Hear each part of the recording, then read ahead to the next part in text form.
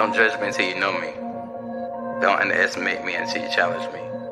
And don't talk about me until you talk to me.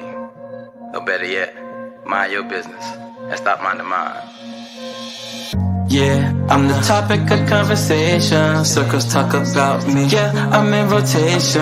I'm the one they talk and then they gossip about. Now it's so hard for them to keep my name out their mouth. Oh, I'm the topic of conversation. Circles talk about me. Yeah, I'm in rotation. I'm the one they talk and then they gossip about. Now it's so hard for them to keep my name out their mouth. Oh.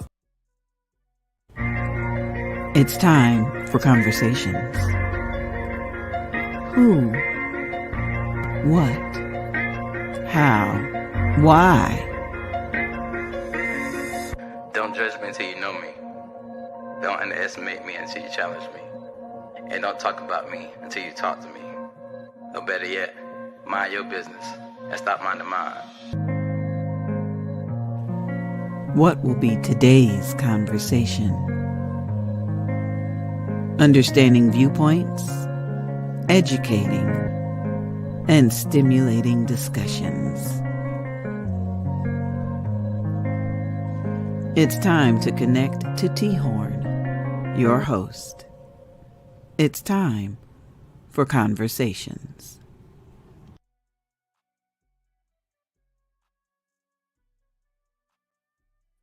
Hey, yo, what's good, everybody? And welcome to the official first episode of Conversations with who? Yours truly, T-Horne da Uncool. Like I said, I'm T-Horne da Uncool, and the whole point of this podcast is to have those uncomfortable conversations that people want to throw negativity out and throw shade at and bring understanding, enlightenment, educate, so that we can move forward after that conversation and move forward in a more positive direction. You feel me? Today's topic, with it being the first episode, you know I had to hit him with a banger. Something that people love to throw shade about, don't want to talk about, secretly think about, but because of society's standards and what society says in certain stereotypes, they throw shade and negativity at it. We're talking about polygamy. Yes, polygamy. Relationships with multiple people, being married to multiple people at one time, having sex with multiple people at one time. Financial benefits, all of it, even to hit it all today. And I know people are like, come on, T-Horne, you talking about that? But there's a reason, though. And the reason is we don't understand a lot of things. We just judge a lot of stuff. I'm here to kill the judgment and bring understanding to y'all lives and y'all ears. I got a couple of guests today that's going to be great to have on here. And I got it from different views. I have a Christian hip-hop artist who will give his perspective, a Hebrew Israelite who can get his perspective, a single woman in the dating world right now who's independent and doing her thing in business, giving her perspective, and a great couple who wants to share their story, but giving their perspective. So, hey man, ain't no point of sitting here being hesitant. Let's get into it. Can I bring my first guest on today?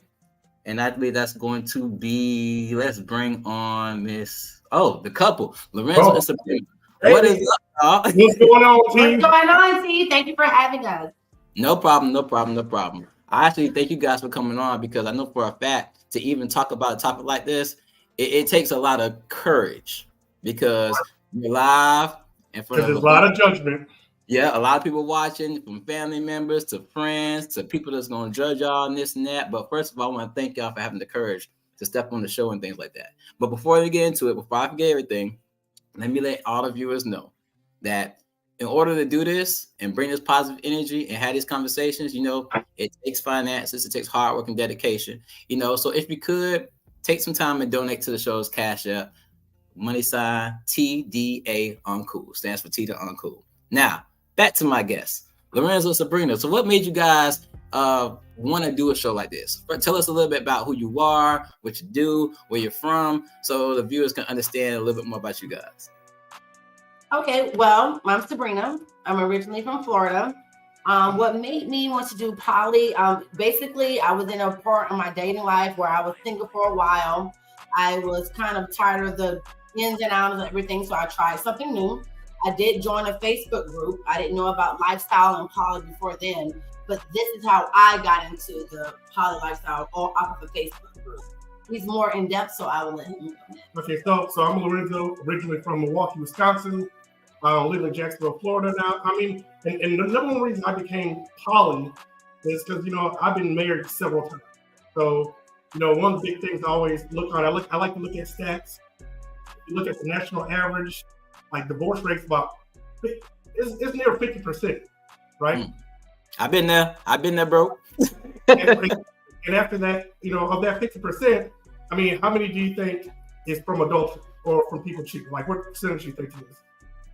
If I had to say, probably like a good between 80 and 90% of that. Yeah, it's like in the 70%. So, so I feel like, just being poly and being open and being honest with everyone, it kind of opens up the door a little bit more, for honesty. And you don't have to sit there and lie. Like if I tell I got someone and we all get along, we all know about it, it works out pretty good. Gotcha. Well, let's say hello to our, I've been in lifestyle for like 7 years. So. Okay. Well, let's take time real quick and acknowledge our first viewer that we see, Keon Long Hargreaves. I hope I pronounced that right. But what's up? How you doing? Thanks for watching the podcast tonight. Appreciate you. Let's bring another guest on. And right now you have Miss She Green. Hey, Michelle, what's up? What's up, T-Horne? Thank you for having me on the show. No problem. Now, I'm very humbled that you took time to be on the show because you can give a whole different perspective. So please, real quick, tell our viewers about you, what you do, and why you want to be in this podcast. Well, I'm She Green, and I run rooming houses here in the Jacksonville area.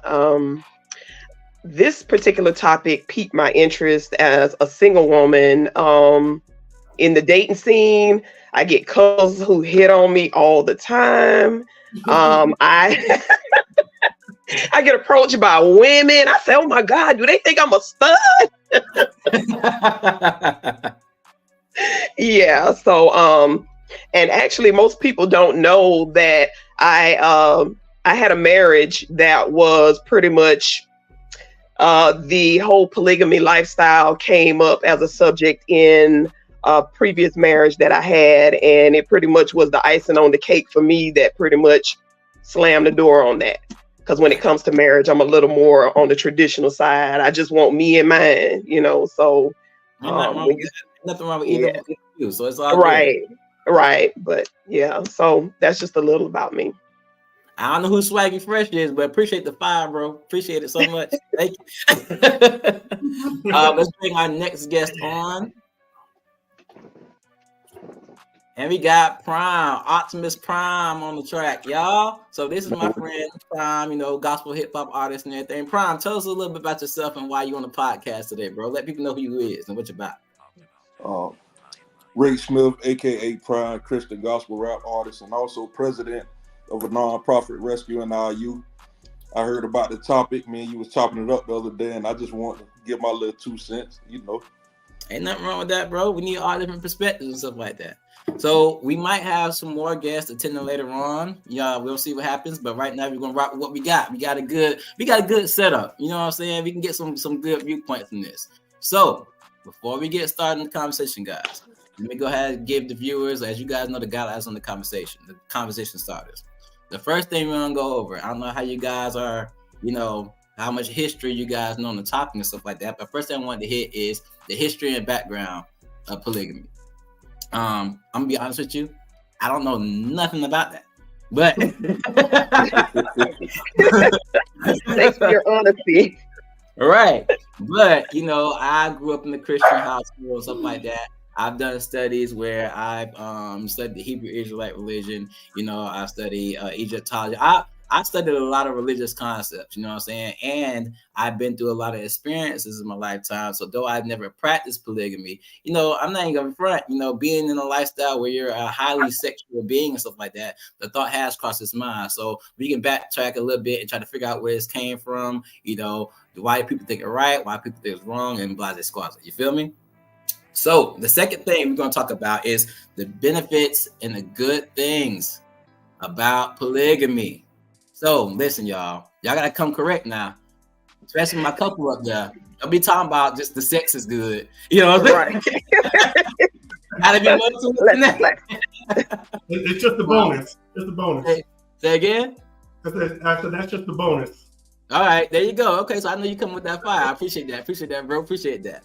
The third thing, I'm sorry, is the downfalls and the bad things about it. Now I know for a fact that's gonna be that third topic is gonna be crazy because people automatically are already throwing shade about it. So from the things we hear and the things people say, people already probably got a whole repertoire of stuff they can say. But that's why I got you guys on it. So you guys can talk positively about it and you can provide understanding for those who throw those negative jabs at it. But at the same time, we gotta talk about negative too, because we gotta be fair. You feel me? Yep. Speaking of fair, the fourth thing I want to talk about is polygamy fair in a relationship? Now, that's a funny topic to me because I know a lot of polygamous relationships have to do with either two girls being with one man or two men being with one girl or however people do it. But sometimes I think in the step, because I know for a fact when my marriage, I'm stingy. Ain't nobody touching my wife, they're gonna die. You know what I'm saying? That's it. That's it. Yeah, we know. That's it. Yeah, we know. Period. It's the same thing with her and me, you know what I'm saying? But for some people, you know, different relationships, different lifestyles and everything, some things are okay, but we're talking about the real topic. Is it fair? You know what I'm saying? And the fifth topic, the one I want to hit on really, because with me having a lifestyle where I've cheated in the past and been through divorces and this and that and gotten bored in relationships, stuff like that, does polygamy solve the problem of cheating?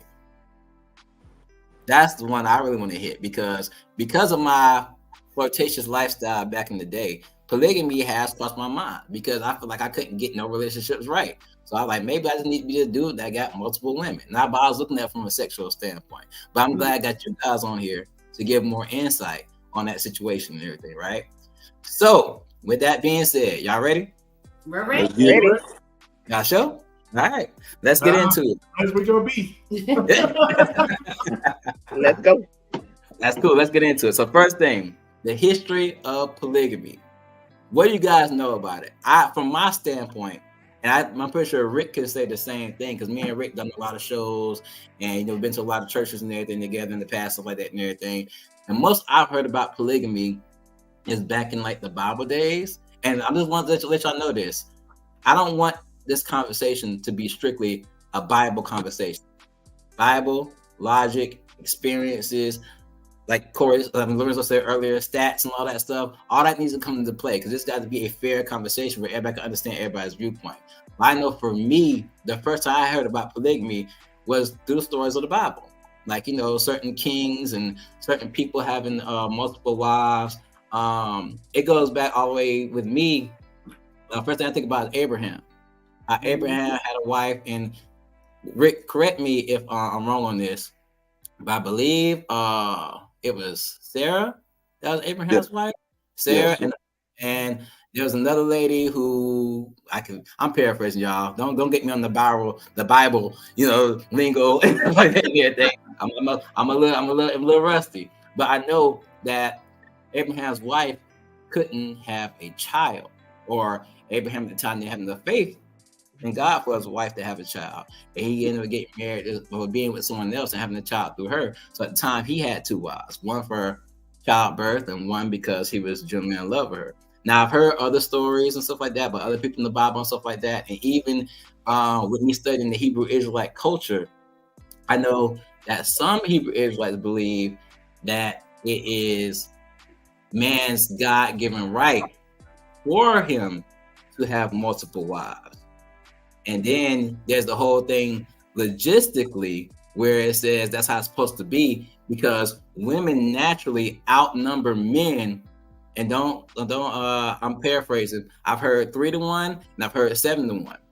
That's why Muslims always be like, hey, I can have 7 wives, or if I die, I'll get 7 virgins, stuff like that, because women have always outnumbered men. So some people think it's logical for men to be able to have more than one wife, because if not, then you're gonna have a lot of women out here who can be single all their days and never get married and stuff like that and everything. So, and me saying that stuff, what are y'all viewpoints, or what do I know about the history of polygamy? Don't all be so anxious. Well, started. I mean, I don't know how to start there. I mean, I feel like everything that you said is like the same things I've heard. I didn't know a lot about it in the beginning, but I did do some research about it, and I know it goes all the way back to biblical times, but I also know that like back in the early '60s and '70s, during the free love era, right? With all the hippies and everything, they were actually practicing being poly. But back then they called it group marriage. So that's and that's as much as I know as far as just the history of it. Well, I know me. I watch when you hear a lot about the African kings and stuff like that, and this is the younger minded me, the younger minded me. I was like, hey, I could live a lifestyle. You hear about the African kings having different wives and stuff like that and everything. And me and Michelle, she agreed. We've had certain conversations where I give her the insight on a man's point of view and stuff like that. But I can't sit here and lie and be like, hey, you know what I'm saying? All these wives, you know what I'm saying? That's like a pretty good deal because, sometimes, and y'all got to understand, I talk about stuff because whenever I ever talk about polygamy, I promise you, it's always been from a sexual point of view. So I'm like, shoot, let's see. This girl, she got like she tired. So when she tired, I can go get this girl, you know what I'm saying? And this girl right here, her period that came on. So her period on, I got this one, you know what I'm saying? And this one, she only good at cook. I need her to cook. But I can get this one to do this and bounce my check. I was like, I can just chill and just live life and got these women that help take care of me and stuff like that. Look at Michelle. Opposite of chill. Hey, trust me, it's the opposite of chill. Yes, we're going to correct you right now. It's the opposite of, it's actually more work. Right. So I'm gonna go ahead. Yeah, so I can tell you this. A lot of guys that come into being poly, they think the same thing. They think, oh, I'm going to stick with multiple women. I'm going to do this. I'm going to do that. I'm going to do that. But they don't realize how much work it is. Because basically, just like if you're poly and you got a third relationship, or you both have separate relationships, it's work. So it's not just all sex, and it's actually a committed relationship, So, and that's the first thing I thought. So, and people always get confused too with swinging. You heard of swinging, right? Mm-hmm. So people always get swinging and poly mixed up, and it's not the same. Like swinging is just, hey, you go to a swinging club, you put multiple people you don't know, blah blah blah. Hey, one night stand, whatever. When you become poly, it's a serious, dedicated relationship. So, let's say if I had a girlfriend, I got a whole other relationship with that girlfriend's, vice versa. She had a boyfriend. It's two totally relationships, but we're all aware of each other and we all get along. So it's not always about sex. Even when Bree and when I had a third girlfriend. Bree knew the girlfriend. Well, I was the third. Yeah, okay. I was the third. She was the third. She was the third, and I had another girlfriend and a wife. Right, so I had. Oh, you was getting it. Yeah, so I had a girlfriend and Bree. But what people don't understand is that it was stressful because the one thing I always for him, not for me. Yeah, talk about the women. The one thing I tell all the guys, all the guys that want to become poly, it's stressful because you have 3 different women or 2 different women, 3 different personalities, 3 different attitudes, and no matter 3 different financial needs. We're gonna talk about that. We're gonna 3 different financial needs. And no matter what, you're always gonna make one person unhappy. One person's not gonna be happy with the situation. And that's just like from experience. That's just one of the things I learned from experience. It's almost impossible to make each person happy. If you don't work at it. Well, I'll tell you this. It's hard enough with me dealing with one attitude. I don't want to deal with 7. But luckily, that one attitude has met the needs of all 7 women. So I don't need that. You know what I'm saying? I'm good with what I got. You know what I'm saying? My wife is my everything. Let me stop boosting her up. But y'all don't swear I get on here every podcast and be boosting my wife up. But if I do, that's okay. Look at that picture. Y'all see what it's about? You know what I'm saying? Y'all see what I'm about? But Rick and Michelle, Prime, She Green, y'all got anything to say about what's being said or the topic of history? But before I get into that, I do want to bring something up. There was a viewer who said something about in some cultures, they believe that a man is allowed to have as many wives as he can afford. Absolutely. And I agree on that. The key word being afford. Afford. Yeah. The key word. Preach, okay? We all know dudes in this day and age can't even afford What? What? Things don't sign up for stuff. Man, listen, Pookie down the street with his broke ass finna try to put 3-4 bitches together to support himself. Like, oh, well, she got a good job. Well, how about all us live in a house together and he ain't doing nothing but playing the game all day? Yeah, we're not having that. Yeah, right? Yeah. Christian hip-hop point of view. What you thinking, bro? What you thinking? Well, you know my story, man. Pretty much met my wife straight out of prison. You know what I mean? And just somebody to build with. I prayed for a good woman because I didn't want to get out and be a hoe, be wildin'. You know what I mean? Didn't want to be with multiple women because I knew it come with that. And quick story, you know, we lost everything. We went from owning the business to sleeping in the car. That woman looked me in my face when I told her to go to a people house until I get right. So I ain't going nowhere. When I married you, it said for better or for worse. This right. I'm staying right here and sleeping in this car with you. Yeah. So I know you're not gonna get that everywhere. I needed somebody that I can build with. She completes me, I complete her, and I can't do that with 2 women. Come on now. You know what I mean? Come on. Let me ask you this though. You know, I gotta play devil's advocate now. Yeah. What if 7 women looked you in the face and said that? What if who? 7 women. 7 women. I rock with you in that situation. I already seen what Solomon went through with the 700. It threw and he had 300 side chicks. That's it. I don't need them kind of problems there, man. Courtney Smith enough. I got you. Well, with that being said, let's move on to the next conversation starter, which is the benefits and the good things about polygamy. Now, we already know that, you know, one of the main things that men, I'm gonna say men, think about is the fact that, okay, you know, like I said earlier, my young mind frame, I was thinking about it was, hey, you know, if this woman get tired, I gotta have sex with this woman. Or if this woman's on her period, I gotta have sex with this woman. Or this woman got a bad attitude, I can get a good vibe from this woman. Or, you know, it could be some 3-some, 4-some, 5-some, you know, situation. You know what I'm saying? These are the things that come through men's head that they won't admit. But y'all know me, I'm so transparent. I'm gonna tell you what it is. You know what I'm saying? I'm gonna tell you what it is. You know what I'm saying? So, even if you don't agree with the polygamous lifestyle, because I want to just hear from Lorenzo Sabrina. If you thought about it, or if you thought maybe, you know, I see where they're coming from. What are some good things you think coming from polygamy? Like, I know you guys said something about finances. I've heard a lot about that. About, you know, and it comes from when I hear about that, it comes from people who really are struggling with, you know, the bills and, you know, the rise in inflation of today's day and age. And some people are like, well, hey, you know, if we get one, it's good to have a man taking care of the household, and it's good to have a man taking care of the household and a woman working to back them up. But what if we got 2 women backing up financially? Or what if we got 2 men taking care of the household? You know what I'm saying? So from that standpoint of a struggling individual, financially, it sounds great. But I don't know nothing about that. So y'all give me some insight on what y'all think about it. Who want to go first? Let's start with the girl. Michelle, they want you to go first. Oh, Michelle, nah, it's good on you. Miss Independent Businesswoman. Let's go. I have to be perfectly honest with you.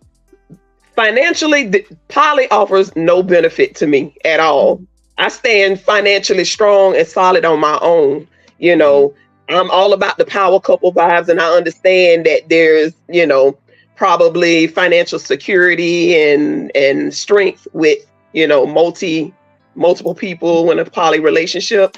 But for me, I don't feel that there would be any benefit for me in a poly relationship, not from a financial standpoint. Let me just say this one thing. I'm not against poly at all.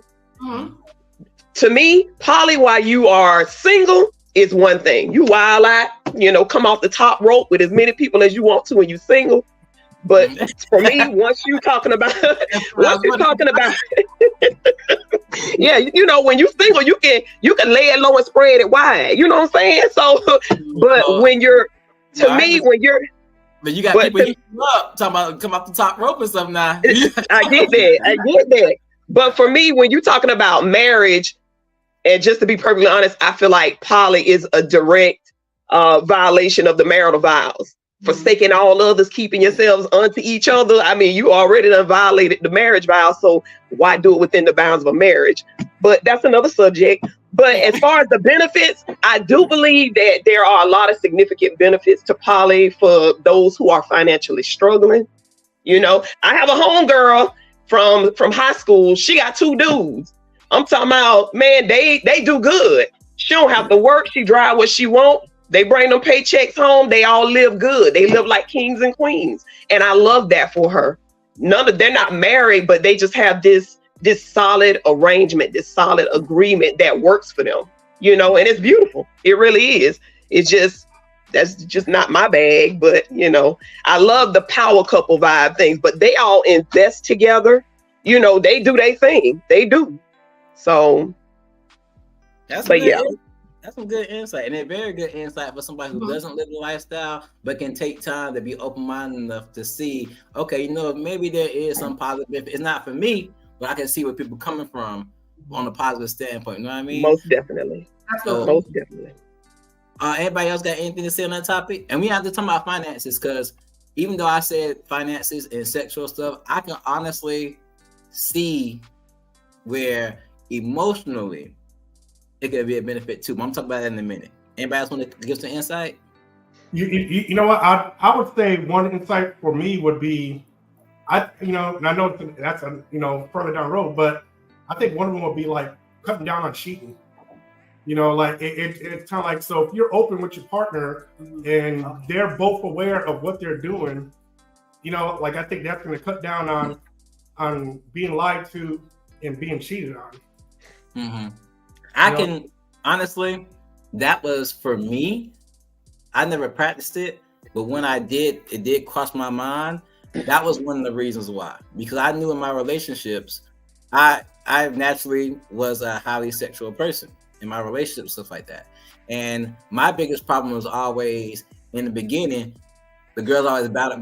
But when time goes on, they start to slack off and this and that. I always lived by the standard of never doing the beginning relationship what you're not willing to do the entire relationship. Agreed. So when we getting in the beginning and then 5 years down the line, we only getting it sometimes. Nah, that don't measure up to me. You know what I'm saying? Because that's not what you sold me in the beginning. You know what I'm saying? If I buy the full album thinking I'm gonna get 12 songs on it, I'm only 3 of them songs in the outro. You know what I'm saying?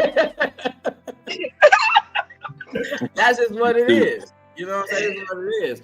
So for me, I would get bored a lot in my relationships. Not because I didn't love the person, or I didn't want to be with the person, but I had certain needs. And when those needs weren't being fulfilled, I would venture out.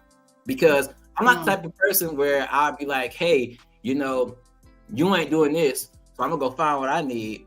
I've always been the type of person where if there's a problem, I try to talk about it and bring it to your attention. But then I'm rejected by saying I'm complaining or I'm unhappy or they give me a bad attitude. Then eventually the subconscious part of me is be like, that need still needs to be met. That void still needs to be filled. So before I knew it, I was for sure not trying to find what I need because I wanted to get in that home. But doesn't that take a certain amount of detachment and selfishness on your part? It does, and it did, but at the same time, and I'm not giving any excuse for it, because I know it was wrong. You know me, I've been through my trials and everything. Well, we ain't talking about right and wrong. I'm just saying, like, from a selfish standpoint, you know, does it really take into consideration the needs and the emotional awareness of the other person? Like, did you sneak and do it? Did you sneak and do it, or did she know you was gonna step out? No, I sneaked out, but I'm done. But I hear what you're saying, but at the same time, what you're saying is a catch-22, because like I said before, you're saying does it really take consideration the needs and all that stuff for the other person? But if I'm sitting here explaining to you this is what I need, and you're rejecting it or ignoring it or downplaying it, it's the same thing, because now you're not looking at my needs either. And I was No. So now we are leading into the next topic, huh? Is this one of those downsides? From a female's perspective, and I'm just gonna say from my standpoint, I'm not speaking for all. Me personally, I love the whole poly thing. Have I been cheated on? Absolutely. I'm a female, of course. Have I been a player? Absolutely. I'm not gonna say I haven't. I've been doing what I've been doing. Right. Like that in this relationship, and then he told me up front, "Hey, I'm married and I got another girlfriend." I'm like, "Well, how does that work with me?" I'm intrigued by it. So I'm like, "Okay, so what does that work?" Like, I talked to the wife, I talked to the girlfriend. When I tell you I'm mentally at peace, I was okay. If I need to call him and he's not available, I can call the girlfriend, I can call the wife, they call me. We can if anything happens, like it's just different perspective. And me personally, I know you're talking about the whole sex thing, because as women, we do not want to be opening up all the time. Yes, we tired balls. We tired balls. Main things with me, because I'm just like, okay, if I trust the woman, you can't just any woman just can't come up in my household. You feel me? If I trust a woman, the whole sexual chat, we're doing all the testing and stuff. I'm okay with that, because I don't want to be humped on 24/7. Well, my thing is, yeah, I do like a rabbit, like a man. What? I do hump on me. Oh my God. What? 24/7, 25/7.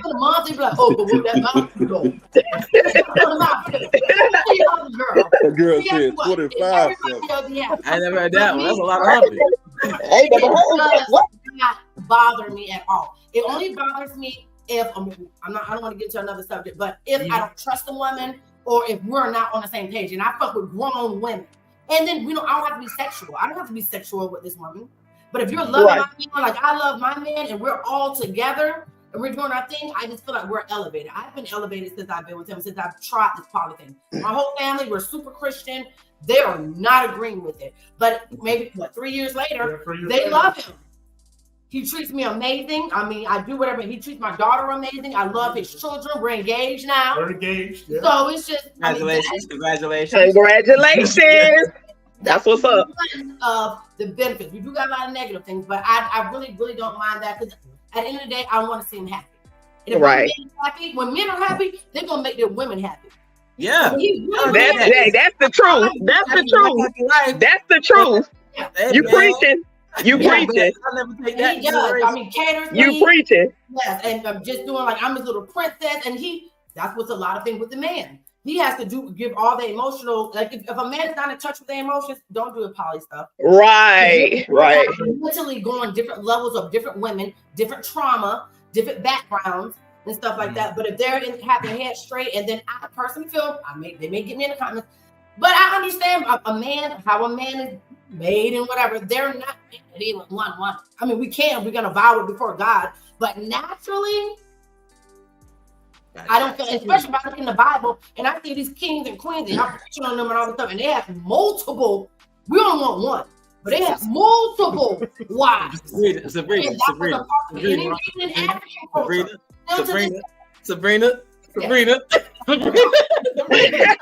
know Sabrina going in. I'm sorry. No. You hitting good stuff. I gotta make sure everybody they. Somebody loving you, Sabrina. They loving you. You know what I mean? Thank you, beloved. But real quick, we had a question. And we don't get back with you said, because you were saying some real stuff. But real quick, we had a question for Rick. Rick, did Rick Smith cherish his wife more when she stayed with him? Oh yeah, definitely. Because most women would have hit it. You know what I'm saying? Right. We lose everything. We go from couple $100,000 in the bank to negative $22 and change. It would have been in the win. Yep. You know what I mean? But when she told me I ain't going nowhere, this the worst. When I married you, for better or for worse, that hit different. Like that'll bring a man to tears, man, to hear a woman say that. And like it just let me see who I was with. You know what I mean? Yeah. And if we go check out that new album, Rhythm and Scriptures, Volume 1, Prime Beats, on all platforms, it's a song called My Good Thing. It'll tell you the story. Yeah, you know I had to plug that thing. Oh yeah. So I think best believe I'm asking everybody contact information, bro. And definitely put the information for that album in there because we want promotion as much as possible to get you out there. You know what I'm saying? And next album you do, I better have a feature, bro. I better have a feature. You already know. Gotcha. We're already working on part 2. It's dropping in 3 months, so I got you. But yeah, man, it did bring us closer. I can't rap, but I'll be the hype man. Hey, you already know. But yeah, man, like, it's different when you build with somebody. Like even when we first got together, like I said, I'm just getting fresh out of prison. We waited like 7 months to have sex. I usually don't wait that long. You know what I mean? Like a strong man. We just took time. Well, think about it. I was in prison where I had to wait even longer. Oh, only thing that being the case, you're a superhero. You ain't no strong. You're a superhero. Shut up, see. You wrong for that, see. You wrong for that. But yeah, man, like we just took time to really build and get to know one another, man. And I had never did that with a woman before. So like my son, she wouldn't even let me meet him, and he's my son because I raised him since he was 2. She wouldn't let me meet him for the longest, but I let her meet my daughter off the rip because I know what I prayed for, and I know she was different. Yes. You know what I mean? She really helped shape me to be the man that I am today. I didn't go back out there to the trap. I didn't go get the half a brick or none of that there. You know what I mean? So good. I'm out here, I give a hope to these kids in the detention center, man. Like I ain't see myself doing this. But every strong and good man is a good woman too. Come on now. So I ain't trying to share her light skin, curly hair, big booty thing, you know. Shout out to the wifey. Shout out. Okay, big prop. That's a good thing to hear, man. Yeah, man, like that just showed me a different type of love, though. Absolutely. You know what I mean? Like I say, most of them would have hit it, man. Listening to you, Rick, just now, you know what I'm saying? You got me all emotional over here. You know what I'm saying? I almost grabbed my wife and be like, listen to him, make me love you more. Because it's like you've been through the same struggle. I know. I love it. I love it for you. Oh, we got a guest. Ready to join the conversation. Come on in. What we got? Oh, we got Pastor Powell. Hey, Pastor Powell. Hello, Pastor Powell. Hi. Everybody. I am enjoying this conversation. Thank you, Terrence. No problem. So, Pastor Powell, as you probably know, you probably listening in. So actually, you've been listening. You've been giving comments and everything. We talking about polygamy. Why or why not? We've already talked about the history of polygamy, or what we know about the history, where we think it comes from, stuff like that and everything. And we've been talking about the good things about polygamy. Now, before we go into the third topic, do you have anything you want to say about any of those topics before we move on? I would say that as long as everyone involved has an open mind and everybody agrees with what is going on, so be it. Now, if you're doing something slick and sly, and you putting the impression over here, doing something over there, then I would say I would have a problem on my personal. A big problem. Yeah. Look at Amber Horn talking about I agree. So just so y'all know, that's my baby sister.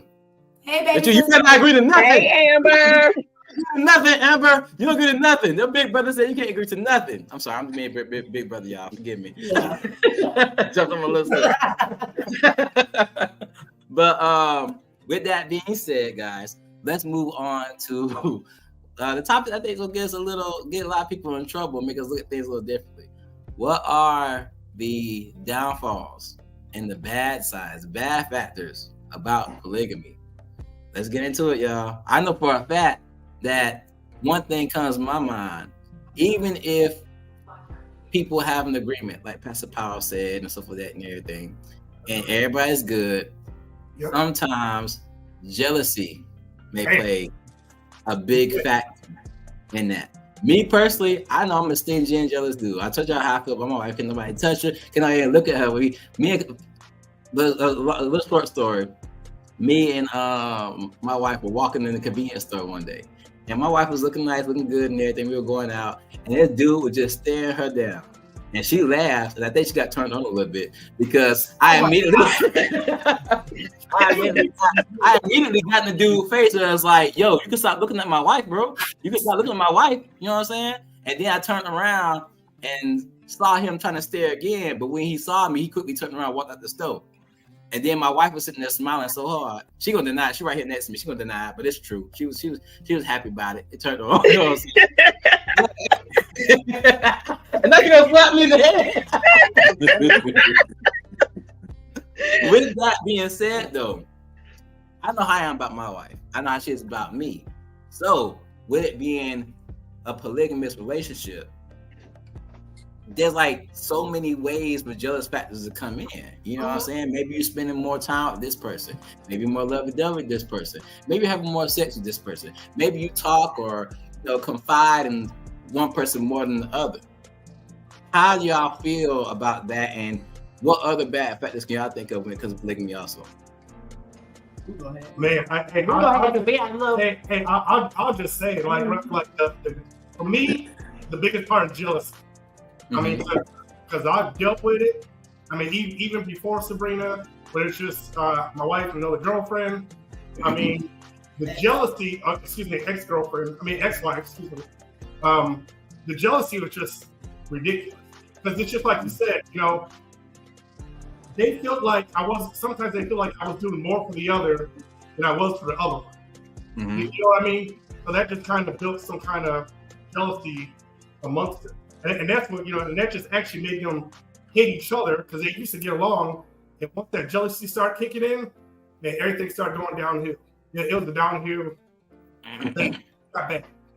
So let me ask this question if I could. Sorry to cut you off, Lorenzo, but let me ask the question if I could. Do you honestly think, because you get jealous just being in a relationship with one person? If anybody looks at it, somebody crazy and stuff like that and everything. Do you think it's possible for jealousy to never be a factor in a polygamous relationship? I think jealousy is always going to be a factor. I do, because if you love someone, I got you next. Yeah, if you love someone, you're always going to be a little bit jealous. You know what I mean? Like you might say, no, I'm good. They go on a date and they be like, damn, I know she should just go out on a date with that dude. Mm-hmm. It could be that, but that's just something where communication comes in, and you have to tell them how you're feeling, because if you hold that in, it's gonna get ugly. You know what I mean? So jealousy is always going to be a factor. It's just something you have to communicate with your partner about.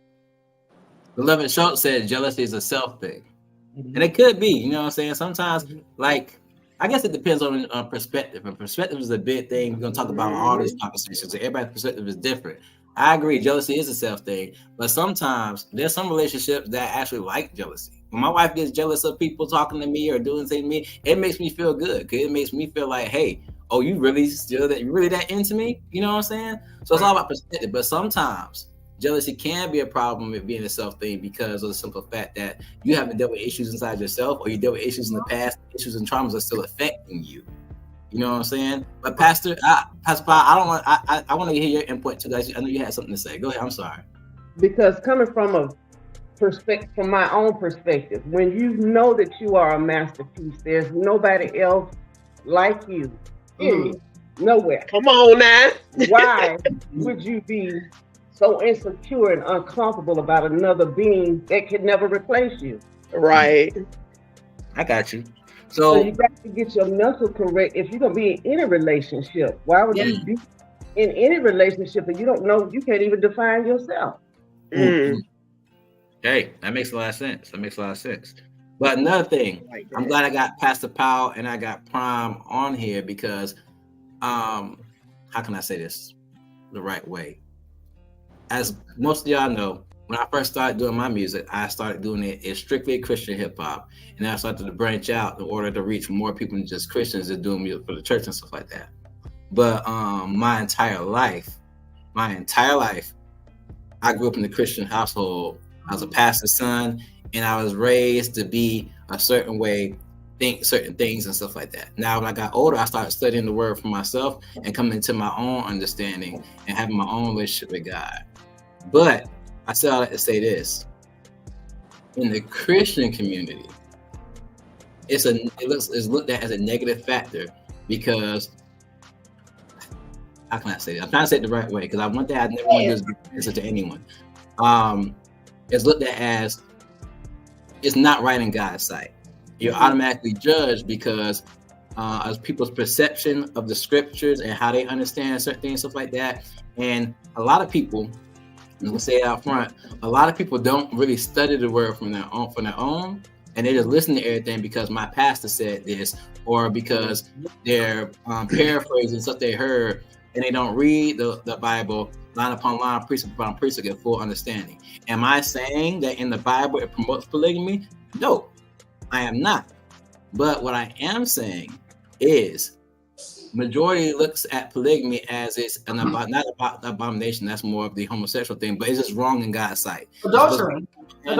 Woman, yeah, it's like adultery. You're right. Mm-hmm. But then, as people, I can look at a cup. Say I got this cup right here, right?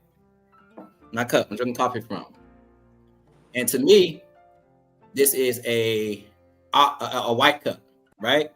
Somebody else can see this and say, I don't know, that's more white. You know what I'm saying? More brighter color, a duller color. And then somebody else can see like, no, that's more of a tile-like color. There's different perspectives. This is the same thing we're reading the Bible. People get different perspectives Absolutely. on what they read, and they get different understandings. So with that being said, 2 questions come from that. Do you guys believe it's wrong in God's sight? And do you believe the perceptions people have based off the Bible and based off, religion? Do you think that would be a bad factor when it comes to a polygamous relationship? If those questions make sense? I would say this: according to God, we all have free will. Mm-hmm. So I can't choose for you something. Anytime somebody takes away your will, they've taken away your gift.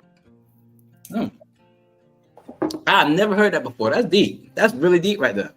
I've never heard that, but that's really deep. And every time somebody takes away your will, they take away your gift. But see, sometimes it's the thing though. When it comes to gifts, are all gifts good?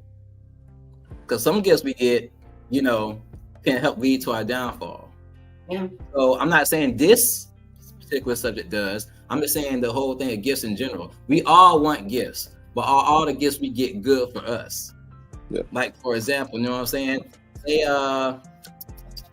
hypothetically speaking, say somebody gives me a bottle of Hennessy, right? And little sips, you know what I'm saying? It's good, gives you a vibe, puts them up for a good time and everything. But if you drink too much of that bad boy, you're gonna be throwing up, have headaches, acting crazy, not remembering what you did the night before and stuff like that. And say that's given as a gift. It has a possibility of being good, possibility of being bad. So with that being said, like, what's your perspective on that when it comes to this topic? And even the free will thing, because free will is a gift. Yep. But do we take advantage of it, or is it a blessing? Well, how far do you go, or how far, when you know that you're a limitless being? Mm-hmm. Yeah. There's no limit on what you can have, what you can do, what you can be. There's no limit on nothing when you're coming from a God aspect, right? God is looking down saying, what do you want? I supply your needs. If you are a person that feels like you lack something, of course you're going to look for something outside of you. Mm-hmm. Okay, that makes a lot of sense. Okay. Until you fulfill yourself, you're going to always look for something else to complete you.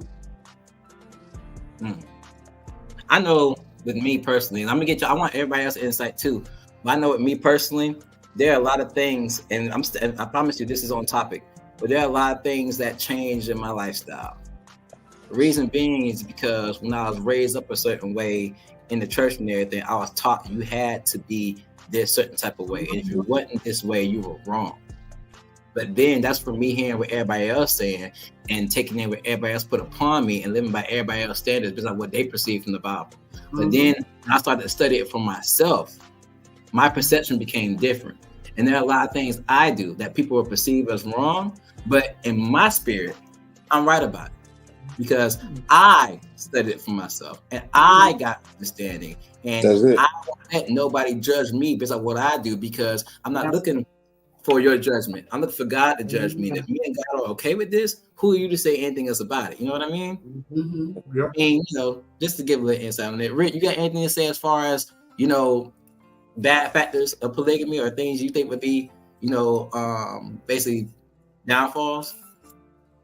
I would say more or less, and just to chime in what you said about the free will, Pastor, I'm with you on the free will, because with my free will, I crashed and went to prison. Every time I stepped outside of the will of God, it ain't end up right, and I had to end up eating humble pie. You know what I'm saying? So I'd rather remain humble than be humble. You know what I mean? And like just standing on God's principles, like you say, a man leave his father and mother and cling to his wife, and they become one. I can't become one with two. Thank you. Know you. what I mean? It's about our soul. I agree. Yeah, it's about our soul at the end of the day. It's deeper than what my flesh feels. He says nothing good in this flesh. That's right. You know what I mean? So my flesh, when I was a younger man, got me in a bunch of trouble. You know what I mean? And I don't ever want to bring no hurt to another woman's heart. You know what I mean? Because thank you. I'm giving this woman more attention. No telling what she dealt with in her childhood. You know what I mean? You and could be dealing with another woman that's been molested. You could be dealing with a woman, you know what I mean, who's been an outcast in her family, and she still toting that bag on her back. And she running to you because it seems or it feels good at the moment. You know what I mean? A massage table might feel good at the moment, but it might not be good for your back because your back broke. You know what I'm saying? Yeah. Just because it feels good don't mean it's good for you. And that's not to knock y'all, but that's just my personal opinion. Like everything I done been through in life, like I ran to the streets because my mother was 15 when she had me, not knowing that she didn't have a childhood until about 2 months ago. I'm just finding this out, but the younger me never knew that. So I went to the streets looking for love because I'm like, why would my mama give us up? But not even knowing she never had a chance to be a child. So she was dealing with trauma. You know what I'm saying? Say love your wife like Jesus loved the church. That hit different for me. I think and that communication and knowing yourself really comes into perspective. I've been brought up in the church. I've seen grandmas, aunties, mamas cheated on, staying in relationships, staying in marriages that are so disgusting and toxic, but just for the sake of being in the marriage and understand the vows and everything. And then, you have your husband, 30-year marriage, cheating on you multiple times, and other kids, you're fighting with you understand that. relationship. You may not want to think you are, but you're in a poly relationship if your man is if he's emotionally and physically outside of your parameters. You feel me? So I mean, that's right, because it's up there. I stepped out a little bit because I've seen so many women hurt, so many women down and out over these men, and I'm just like, well, let me just try it. And at this moment I'm going right now, it actually works for me because I have constant communication, and I feel like if you are in a poly relationship, you cannot be insecure. Yeah, you can have a little jealousy, but you have to know who you are. You got to stand in your glory. You got to stand in yourself. Because if you're not, you would get caught up in a relationship and it would drain you. So I feel like if you're in a poly relationship, you are very confident. I've gotten so much backlash from my family. Like, oh, how can your self-esteem and your worth is horrible? No, actually, I feel like my worth is much better because at least I know what they're doing. Grandma, cousin, no, I'm not saying grandma, but family, we see what your men are doing. And I feel like in the black community, in the black church, so we're going to stick by our man. We're going to ride by our man. So, I mean, but why not try something different? If it doesn't work for you, it don't work for you. And that's all I got to say about that. I love the insight, man. I love the insight y'all bringing because it's like, and this is the whole point of the show, to have people who have different lifestyles, different points of views, and just bring it all to the table because everything ain't got to be an argument. Everything ain't got to be nobody throwing shade at nobody or getting mad because I don't agree or believe what you believe, stuff like that. Sometimes people just need to talk and have conversations, man. Our conversations. So it seems like we got more guests. This is a hot topic. People are hopping on, right? We got we got Sour Deal on the screen. Sour Deal, what's up, man? Sour Deal. What's up? How y'all doing? What's going on? Great, how are you? What's up, man? So real quick, guys, we have 5 minutes. That's shorter than 5 minutes before the break. And Sour Deal, so you hopping on. We talked about the history of polygamy. We talked about the good sides, the good facts of polygamy, and right now we're on the bad factors or the downfalls of polygamy. If you could, within these minutes before we go to the break, because I'm gonna get more into it when we get back from the break, give me some of your insight on all the stuff we talked about and your own personal views. Me personally, I'm all for polygamy. I think, I know as far as our forefathers, we can speak on it biblically. This is how we were since, I would say, everybody since after Adam. You can go back into the Bible where you look at Abraham, Moses. I can keep going. Everybody had multiple wives. I think it's the cure. It's how we're supposed to be. I think as far as if people think otherwise, it's more so what we've been taught, not more so what we were bred to be.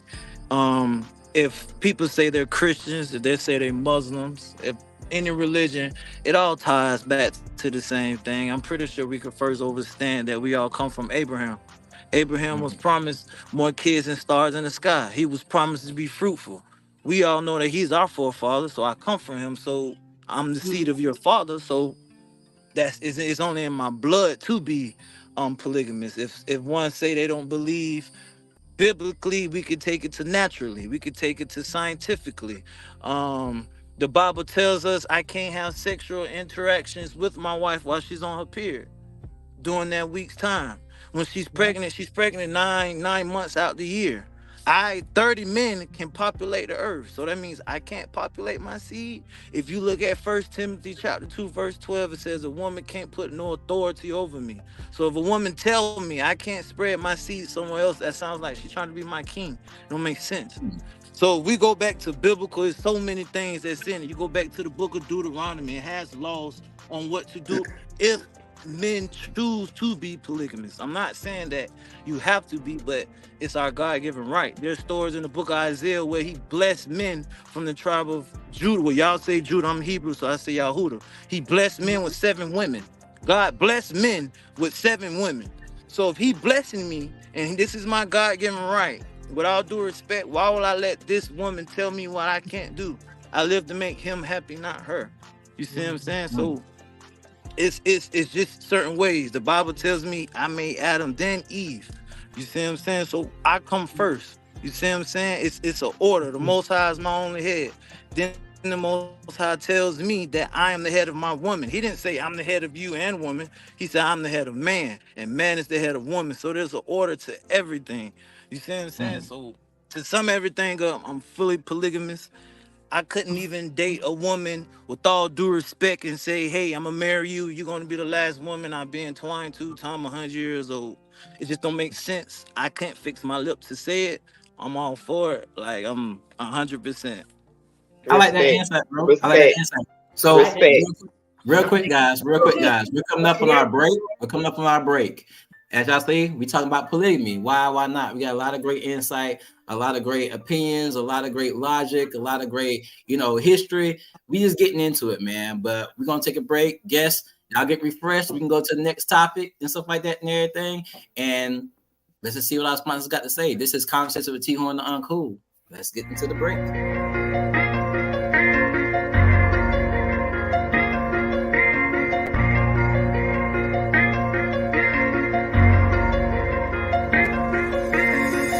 Don't judge me until you know me.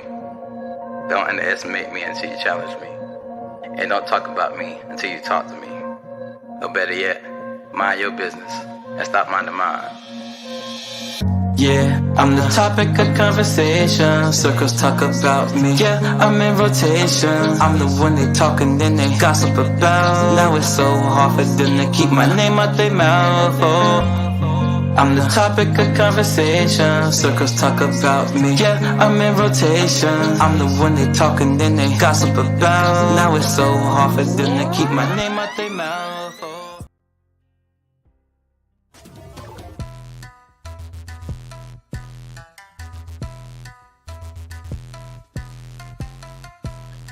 Hey folks, well, I got one more testimony I want to share with you. Identity theft. Look, I know a lot of people have a lot of programs out there, but our program goes a lot further than most. See, most people think identity theft, they think of credit. Credit is the easiest thing you can solve. But you got to ask yourself is what else are they not telling me? I'm going to tell you what they're not telling you. It's called criminal identity theft. We had a young lady who was going to apply for a college loan. She said, sir, when I was 18, I'm 19 now, I went to go apply for a loan. And they told me I had 2 cars, a house, and a boat in my name. And they told me they denied me. I had to get it fixed. She spent countless hours. I don't know how much money she spent on an attorney, but had she had our services, she would have been notified immediately, right? That's on that side. Then you come talk about character and criminal. I know a gentleman that went to jail twice last year. Now he's thinking, hey, the cops are going to solve it. They're going to take care of it. It's going to be easy. Everything's going to be good to go. He thought he was just going down there for 3 hours. That means he spent 3 days. 3 days in jail for a crime he didn't commit while the cops decided to solve it. See, had he had our services, he would have been provided with a licensed private investigator. They would have had to sign a limited power of attorney. And then at that point, they would have went to work on his behalf where he wouldn't had to have dealt with that. And because he had the legal plan, the attorneys went and got his name cleared in a matter of 3 weeks, when it normally takes 2 years to clear up. I'm just sharing with you, our services makes a world of a difference.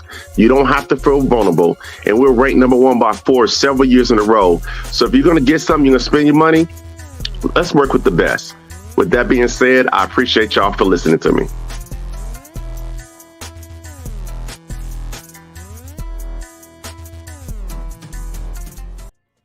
If you or someone you know needs help coping with depression, anxiety, or PTSD, overcoming low self-esteem, or managing major life transitions, we invite you to schedule a free consultation call for telehealth clients. Shekinah Downs, licensed clinical social worker, is now accepting new telehealth clients. In the office, too. Schedule a free consultation by calling 386-385-4483.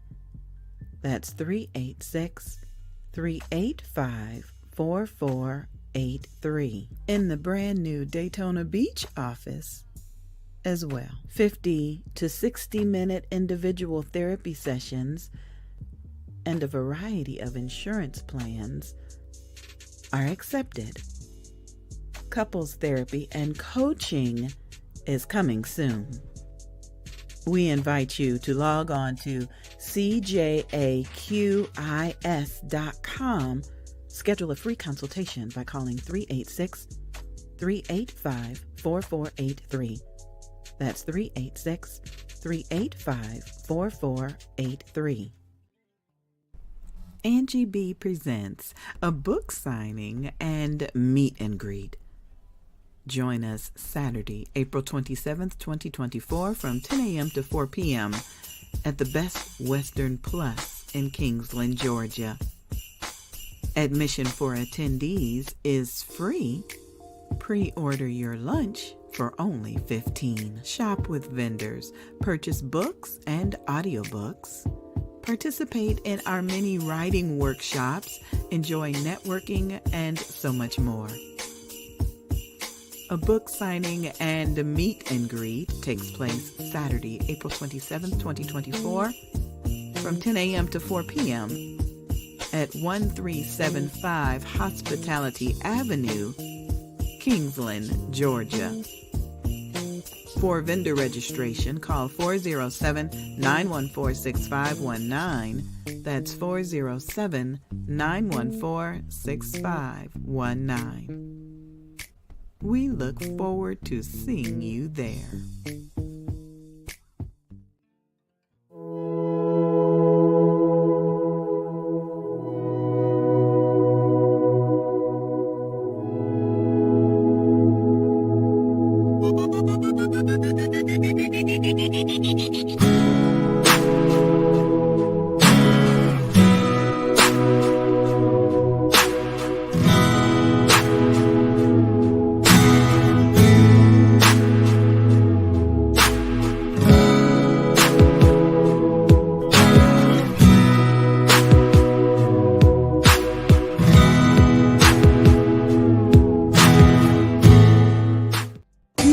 from Inspired, the Alopecia Awareness Special Edition. Visit laderopress.com.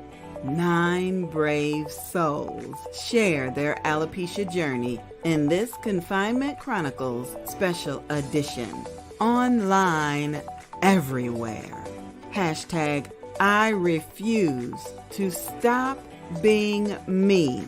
The Alopecia Awareness Edition, encouraging testimonies birthed out of the 2020 pandemic. Stories written and compiled by NGB and Barty Productions. Published by Ladero Press.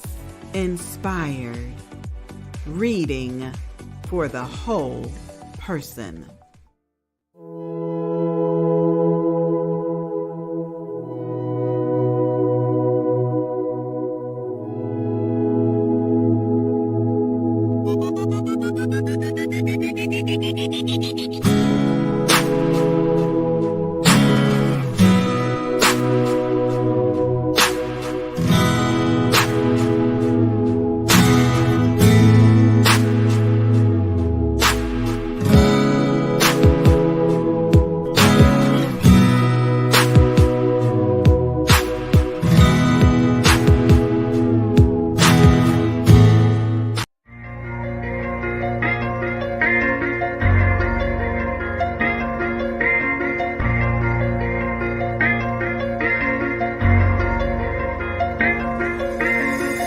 Don't judge me until you know me. Don't underestimate me until you challenge me. And don't talk about me until you talk to me. Or better yet, mind your business and stop minding mine. Yeah, I'm the topic of conversation. Circles talk about me. Yeah, I'm in rotation. I'm the one they talk and then they gossip about. Now it's so hard for them to keep my name out their mouth. Oh, I'm the topic of conversation. Circles talk about me. Yeah, I'm in rotation. I'm the one they talk and then they gossip about. Now it's so hard for them to keep my name out their mouth. Oh. What's up, everybody? Just got back from the break. This is Conversations with T-Horne da Uncool. Now, we've been having a fantastic conversation about polygamy. Why or why not? I've had some guests on here to give different insights, different views, and we educate and we understand and we learning, but we laugh and having a good time and everything. That's what it's all about. Just being able to bring everything to the table, give different points of views, and talk about certain things without getting mad, without telling nobody they're wrong. And even if you disagree or agree, you can leave the situation in a more positive way, and you can act more positively because you had that conversation.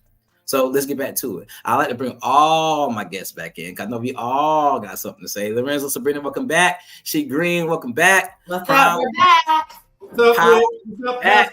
Sour Deal. What's up? Sour Deal. So what's going on? What's going on? Shalom, shalom, family. So real quick, before we get back into the conversation, we just had a little break. And, you know, sometimes I like to reach out and talk to people during the break and see how they feel and stuff like that. And me and Sadir had a conversation about perception and stuff like that.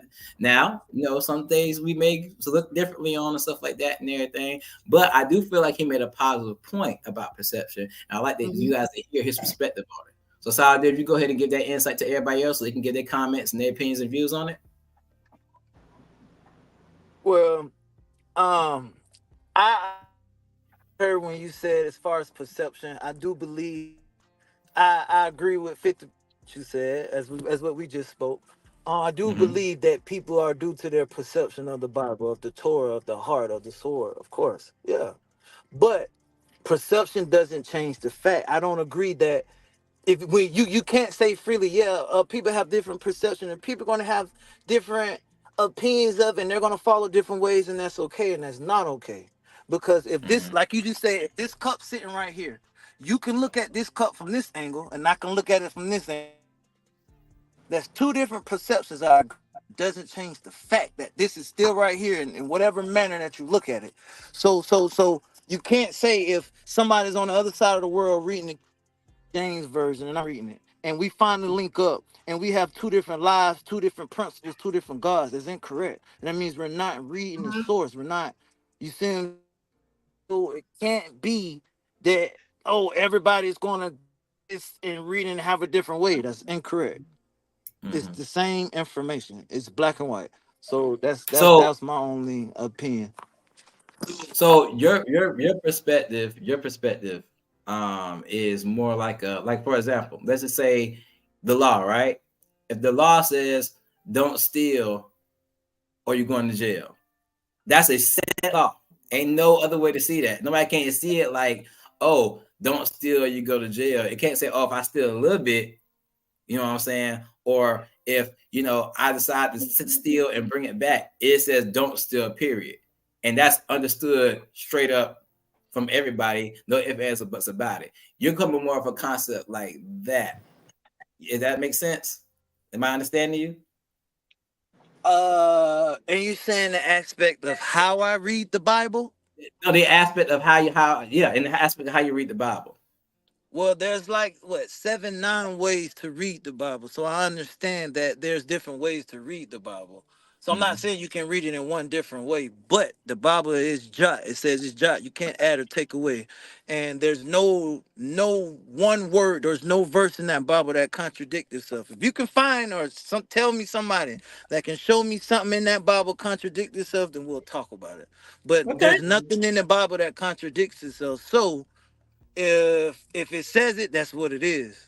Now there is different ways to perceive it, and there is stories. You got figuratively, are things frowned upon. So like the verse, "Thou shalt not kill." All right, you shouldn't be killing, but there's stories in the Bible where the Most High led wars. There's stories in the Most High in Deuteronomy and tells you somebody chastise you and follow another God that you should kill them by your hand. The Most High don't play about you. So it says, "Thou shalt not kill." So you got to read it literally, figuratively, and are things frowned upon. So you're telling me somebody's finna kill your child in front of you and you defend your child, that's wrong? Of course not. So it's different ways. So yes, it says in a nutshell, "Thou shalt not kill," and that's what it is. When you walk outside and go to your mailbox, you don't have to fear of your neighbor killing you, because that's the natural humanity law. People are not just waking up killing people, because that's the law. But there are consequences if you obey them that are justifiable in the Most High eyes. So let me ask you this. Go back to what you're saying. Go ahead. Go ahead, brother. No, I got to ask that. So how can I say this the right way? So let me ask you this. Say you're in a polygamous relationship, right? And you feel that's man's God-given right. But dealing with women of today, you know, women deal with issues of jealousy, wanting to be the top B. Let's just keep it real, want to be the top B, everything like that and everything. Is that not considered like a consequence of being a polygamous relationship? Since we're saying, you know, certain things involve consequences, stuff like that. Because with that being said, we already talked about jealousy being an issue. And if one woman feels like I need to be top B overall and stuff like that, and you like this woman, and now there's this discord in the house because one woman feels wouldn't you consider that a consequence of being a polygamous relationship? I wouldn't feel that way because you're speaking. Oh, I'm sorry. Go ahead. No. That's what everybody just like what we were just saying. Where you were just talking about what everybody wanted to be the HBIC or the head dude in charge. It is like the hierarchy. Some relationships they have hierarchy, and some of them they don't.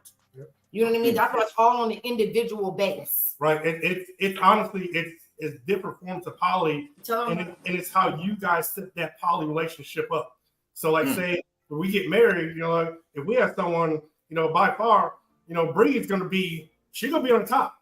She's my wife.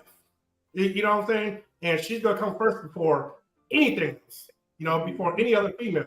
But I'm still gonna respect that female to the point, but she's gonna have hierarchy of being, you know, being the man. But there are relationships where you don't have to have hierarchy. Right. That everybody's on an even playing field. Let's keep it real, babe. Oh, yeah. So when I got with you, there was no hierarchy. There was no hierarchy. So let's keep it I'm gonna keep it on this live right now. No hierarchy there. Everyone was equal, but it's gonna be one now. And that created a lot of trouble. Beloved Schultz said something just now, and she said two things. I want the viewers to know I'm not just having. I'm really paying attention to what y'all say, so I try to catch up when I can. But Beloved Schultz said two things. First thing is on the screen now. I said we have to unlearn what we think we know. Sometimes, we're taught certain things in life and taught to, do certain things, but life ain't always wrapped up with what we got in our mind.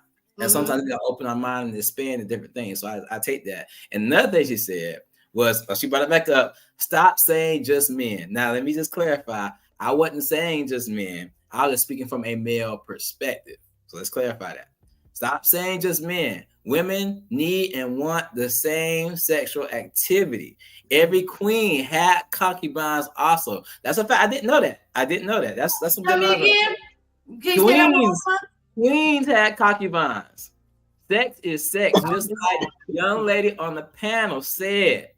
So, hey, you know what I'm saying? That's some good insight. You know what I'm saying? That's if I didn't know. You know what I'm saying? But, it is what it is. And I appreciate you saying that, beloved. So you educated me on something. But like I said, I only speak from a male perspective. I can't speak from a women's perspective. I'm pretty sure Bree, Pastor Powell, and Michelle can, though. You know what I'm saying? They're doing it freely all night. And Pastor Powell want to say, I don't see anything wrong with being a concubine. When you know you are a queen, I need everybody to take care of me.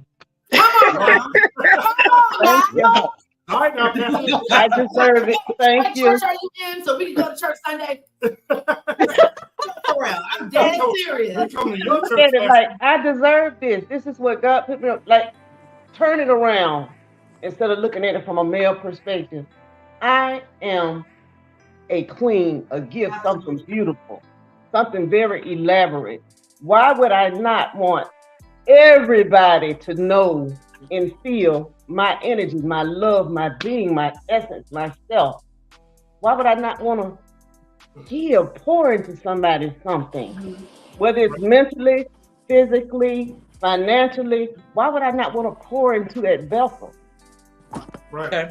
With that, I'm glad you. I'm sorry. Go ahead, Lorenzo. Go ahead. And there's a lot of things like a lot of people don't realize. The first instinct is probably just men with multiple women, but it goes both ways. Like I said, I've been in a lifestyle for years. I know lots of women that have multiple men, and they all know about each other. So it goes both ways. It just ain't a one-way thing with just men and women. We've talked about it in our relationship about me adding another guy. That's a whole nother subject. But yeah, it does go both ways. Right. I want to talk about, so before we move to the next topic, I want to talk about what Margaret Della, I don't want to mess that name up, so I'm just going to say Margaret. I'm sorry. I want to talk what she just said. She said, sir, Jesus came to free humanity from the law. Let your biblical knowledge go because your interpretation is flawed. You're talking from Old Testament teachings. So let me speak on that. Let me speak on that.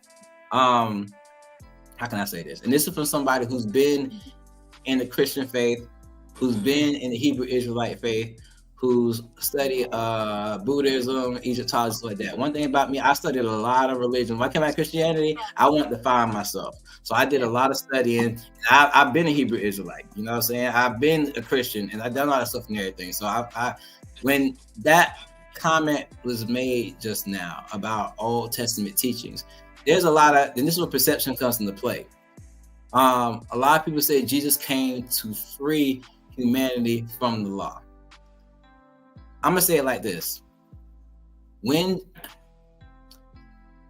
Lord, y'all gonna get me sound like my daddy now, because my daddy was like the church rebel, because he was hitting them with knowledge.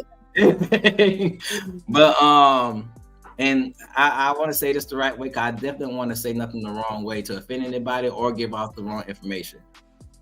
But when people say Jesus came to free humanity from the law, that meant, I think that meant, in my perspective, in my studies, I think that meant more from the mind frame of being a slave to it.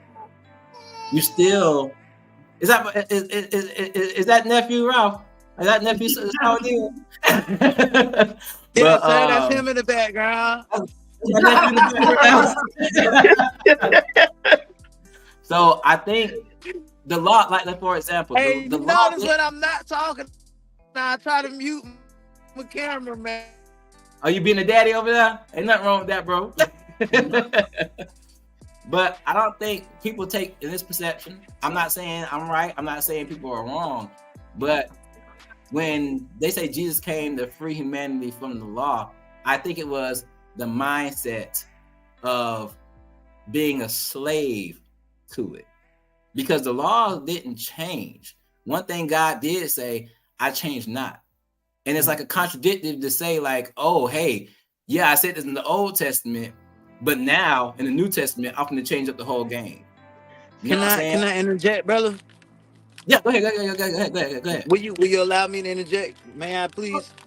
Oh, go ahead. Well, let me just point real quick, and I got you. Okay. So when people say Jesus can free us from the law, it's like more of a mindset. The laws didn't change. Your mindset and going forth and abiding by the law is supposed to change. It's like the same thing with tithing and offering. And that's why I'm saying I'm sounding like my daddy, because my daddy was real big on tithing and offering. In the Mosaic law, tithing and offering was mandatory. When Jesus came to abolish or free us from the law, it wasn't to say, oh, don't give. It would say, don't give because you feel like it's a mandatory thing to do. Give from your heart. Still do it, but give because you want to do it and stuff like that and everything.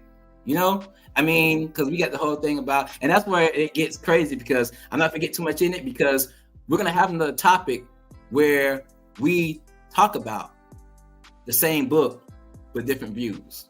That's gonna be a whole topic of another episode and stuff like that. And I'll invite some people back on and stuff like that. But right now, I just want to say that because I want to make sure we stay on the topic of polygamy.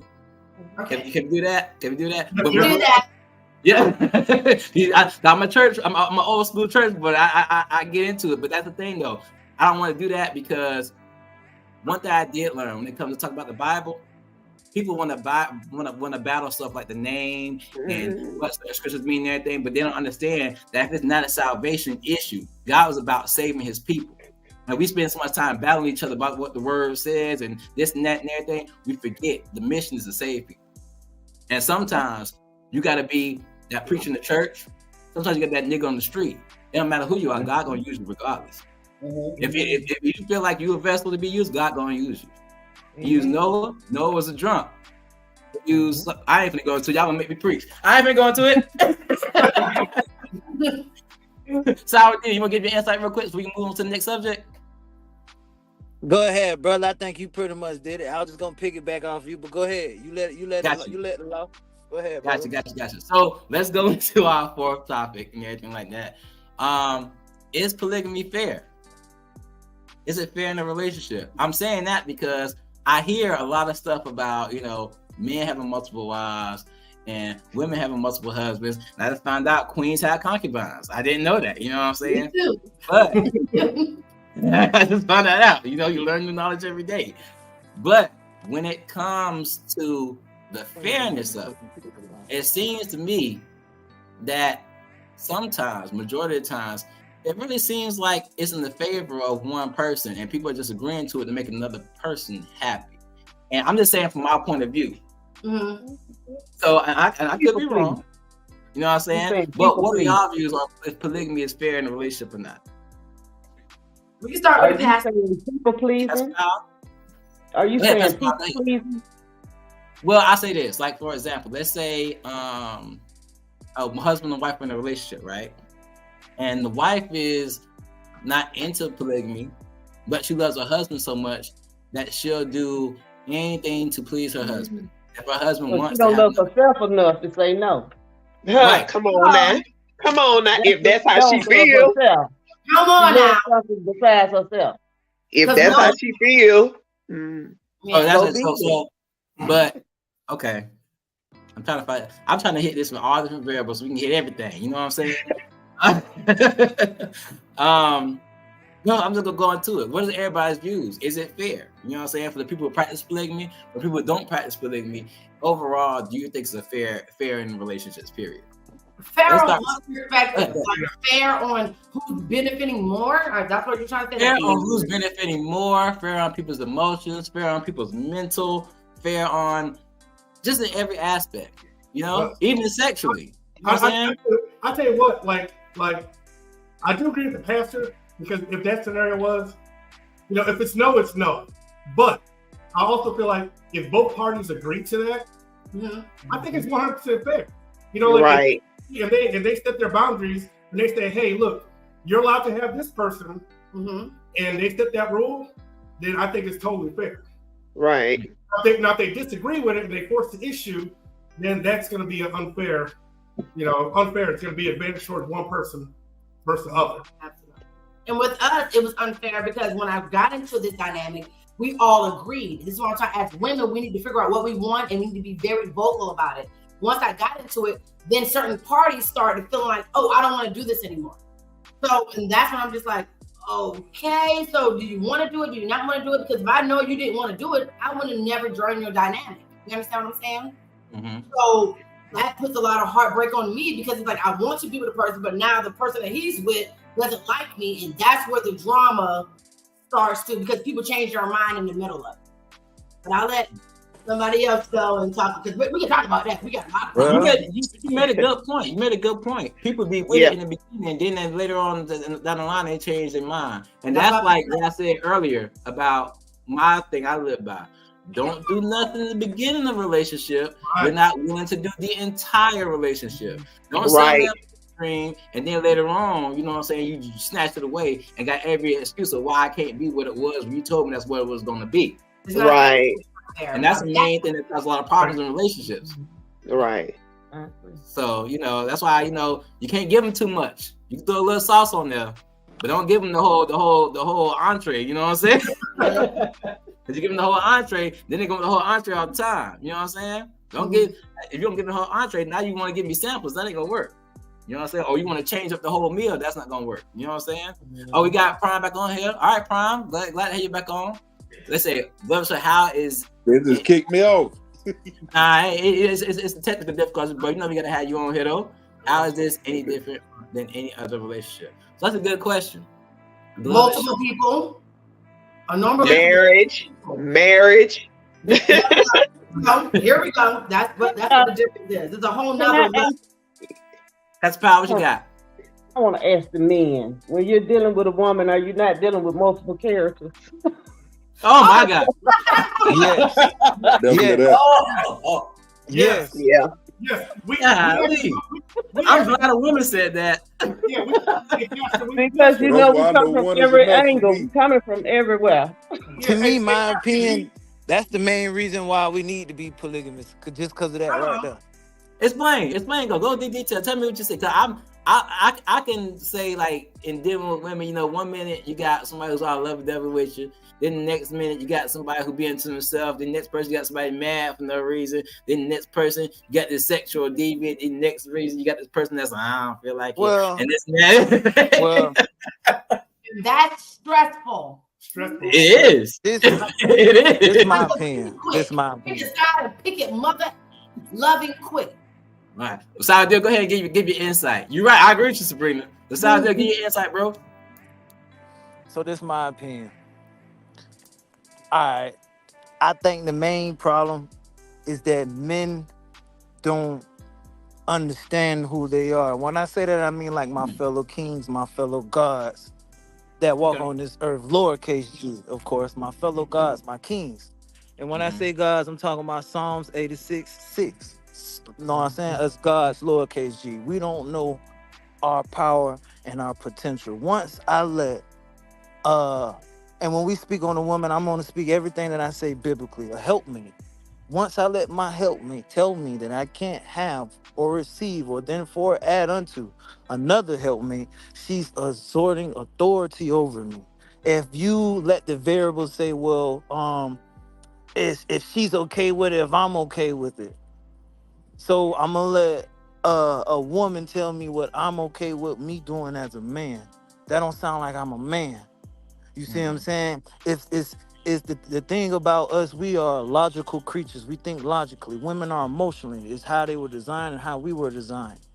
So if subconsciously, if you date a woman and you start factoring in all her variables, subconsciously you're becoming of that essence. Subconsciously, she's longevely going to be unattracted to you. When your woman met you, She met you how you stood on your 10 toes. She met you how you walked, how you talked, how you was looking. The minute that longevity sets into place and I start letting, oh, I'm going to do what she say, I'm going to do what she say, I'm going to do what she is allowed. How can my woman be attracted to me? How am I a man? So with that being said, we are all polygamists by nature. Every man on this phone, I can guarantee you, you've had more than one sexual female partner.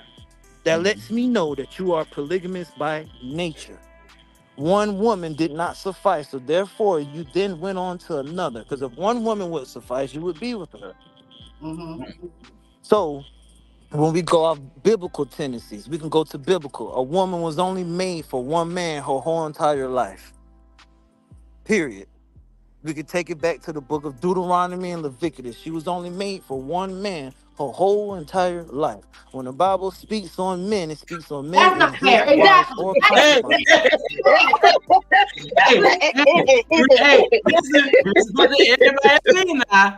The Bible I'm just playing. I'm just kidding. Shame on you, she green. I'm just kidding. I'm not, but Continue, bro. Continue. So my opinion, the minute that I start factoring in what she thinks, it throws me off course. So let me ask you this, Deal. Let me ask you. I'm sorry to interrupt, but let me ask you a question. So I know your knowledge is coming off your beliefs and biblical beliefs and all that and everything. But what about the people who don't follow the religion or the faith you follow, who don't really care about the Bible? I'm not religious. Okay. Well, I apologize for putting it that fast. Well, I was more based on your faith and your beliefs and everything. A lot of women, I'm speaking for the women in this standpoint, would think the way you're speaking is like kind of dogmatic or even sexist, because it's like a lot of women in this day and age. I'm speaking from what I see. A lot of women put themselves at a level they feel they're equal with a man, and their opinions should. Well, hold on, Steve Green. I'm just saying their opinions should be heard, and they should be able to voice their opinion, and the man should listen. And when it's not, they don't listen. It's a whole problem. I'm talking about this generation of women. I'm not talking about the woman in the past. I'm talking about this generation of women. So you're asking me what I do? Basically, how you feel about more how you feel about that when you're saying the things you're saying. Once again, that proves why my Bible is just so correct. My King James Version. I will only go back to the book of Deuteronomy, what it tells me to do and factor in with these women. It tells me if a woman don't follow my laws or my God, the laws that my Most High do, the creators of heaven and earth, the creators of Israel, the creators of everything. If they don't follow those laws, then I did by them. What's this 1 Corinthians 11:5 say? If a woman wants to preach or prophesy about my Most High, she got to have a head covered. So the first thing I'm looking for, if a woman as a Christian want to come talk and preach, if you don't have your head covered, I know you ain't a woman for me. First of all, you're not honoring me or the Most High. So that's one sign right there. First of all, the Bible speaks on belittled clothing and women that's showing themselves how women needs to be dressed modest. If I first meet you, you got your ass out, excuse my language, then how can I take you serious? So if I follow the visions and the ways that my Most High tell me, I know the type of woman to get, to seek, and to look for, because I got those biblical lenses on. So I'm not going to choose a woman out of that caliber, so I won't have those problems. You see what I'm saying? A hoe is going to be a hoe, excuse my language. So it is what it is. So I just won't get that type of a woman to have those type of problems. Well, let me ask you this question. Yes, ma'am. You say a hoe is what she is. And I've been a woman for 51 years. And I know a lot of things my mother didn't teach me. I didn't know I was walking around looking hoish when I was in my 20s. I didn't know I was walking around speaking hoish in my 20s. It took life to give me lessons to recreate even who I thought I was. So when we go out and just look at a person and say that they're this because they're dressed like that, let's say she has body confidence. Yes, ma'am. A lot of women don't have body confidence, so they're not going to put on nothing sexy. They're not going to put on nothing skimpy. They're not going to push their breasts up and look and use their feminine wiles. There's a lot of women that will never do that because they've been humbled down to a peasant suit their whole life. Absolutely. Yes, ma'am. Yes, ma'am. That's it. I'm sorry, y'all. So that's the question I have for you. How can you honestly look at somebody and say, because my head is not covered, I'm not doing the work of God? Because the Spirit of God falls on every man, woman, boy, and girl. Okay. And this is 2023. We're not talking about an ancient 2,000-year-old book. Correct. You cannot bring that. That's so irrelevant, because we are growing. We are always evolving. We're innovative. That's who we are as human beings. We cannot stay stuck and stagnant. That's what change is. So okay, sister. Can I answer her question, brother? Can I answer her question? Claudia. Before we interject, let me go ahead and put my host hat on real quick. So remember, we are allowed to agree and disagree with each other, but everything must be respected. Okay. Oh yes, I took everything. Just make sure I'm putting that out there now. You know what I'm saying? So I come on, brother. You know, brother. Okay. All right. I gotta put. If I need to get on this show, put a reference shirt on. Oh no, I'm gonna go back up. Oh no. Okay, go ahead, bro. Go ahead. Okay, my sister. So in response, and maybe I can interject and say maybe I have a different understanding or a different vision, and I will respect that. But I will to ask you, if you was to say that a book is only the oldest source of all times, is only the oldest information, is only the oldest guidance that we have. If you say that this is irrelevant, the Bible teaches us not to go through life looking through our own lens. So therefore, I will ask you, then whose opinions are you going off of, if not the Bible? Your pastor? Is it the policeman? Is it lawyer? Is it your judge? Is it your spouse? If your spouse is not going by these foundations, then who's leading him?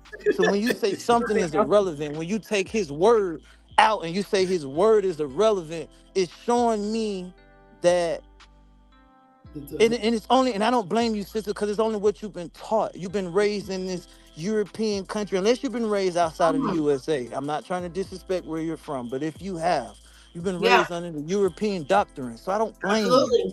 But to say that the Bible is irrelevant, sweetheart, my queen, my goddess, it reflects everything there is today. Makeup is in the Bible. There's nothing in the Bible that you can see, think, or hear or buy that's not in the Bible, sweetheart, my goddess. It's not. So this foundation that you clearly are seeking away from, I want you to guide to. I'm telling you, this book, my father, my creator, he's the best thing out here. I'm telling you, sister, my goddess, because that's how you come into your queenship. And to also the extra other point, when you said about your head not being covered, the Bible is just, it says what it is. So if you're talking, I'm prophesizing about the Most High, he tells me to dishonoring him, with all due respect, correct. You are dishonoring him, correct. To answer your question, I'm not saying that you're supposed to walk around with your head covered 24/7, because that's not what it is. That's not what it says. I'm not going to add or take away. It says if you pray or prophesy, 1 Corinthians 11:5 through 12 to be exact. It will explain that I don't have to, because I am the image of him, but you have to. And my so God. am I. So and just so am I. And we are one. That's what the Bible teaches us. We are one with God. So if you can look at yourself and see God in you, but you can't see God in me, it's something wrong with the way you see. Hey, so correct. Let me say this. We are one. Let me say this. We are off the topic of conversation. My brother. Yeah, we way left field. We way out of left field. Y'all topic. Now listen. But hold on. Being one, that has a lot to do with polygamy. You're right. But you know, three people can be one. The time limit got this covered. Now I'm not trying to be disrespectful, but what y'all talking about? I do want to bring y'all to three. Pastor Powell back for different views, same book. I definitely want y'all back for that conversation, because that's what y'all getting into. You know what I'm saying? But not trying to be rude. We do have other people on the show with other points of view. We do have another topic to cover, and we're on a very, very, very I short. just wanted to make this simple. Go ahead. No. Make the point. Go ahead. Polygamy to sustain. in order for it to fully be sustained, one, it has to come from a king. It has to come from a man. It's not for everybody. I do agree with that. But in order for that to be, what makes a man a man? I want to ask all y'all a question. What's the definition of an alpha man? I want to hear all y'all opinions, if I may. What's the definition of an alpha supporter? man? An emotional supporter. That's first, because you have to with our emotions. A provider. And those are only two things for me. That leads. A leader, straight up. You got to lead. And I'm not by what you saying, not because of what's in your pants. You gotta lead by example, and lead with love. You gotta make me want to follow you. That's alpha. Yeah. Okay. You gotta know who you are. Alpha man don't have to be beating your butt around every. Yeah. So pretty much as a leader, we would submit. Yeah, it's not even about that. Yeah, it's not even about that. Yep. So from what I'm hearing from y'all, I'm agreeing with people, man. Okay, pause. That's the break bill. That's the break bill. Oh my goodness. Being bad. I'm like. No. Now listen. I'm gonna scold y'all now before we go on this break. I told y'all what it was now. Okay. Now I'll top it. All right? Get it together now. Get it together. All right? Okay, which subject?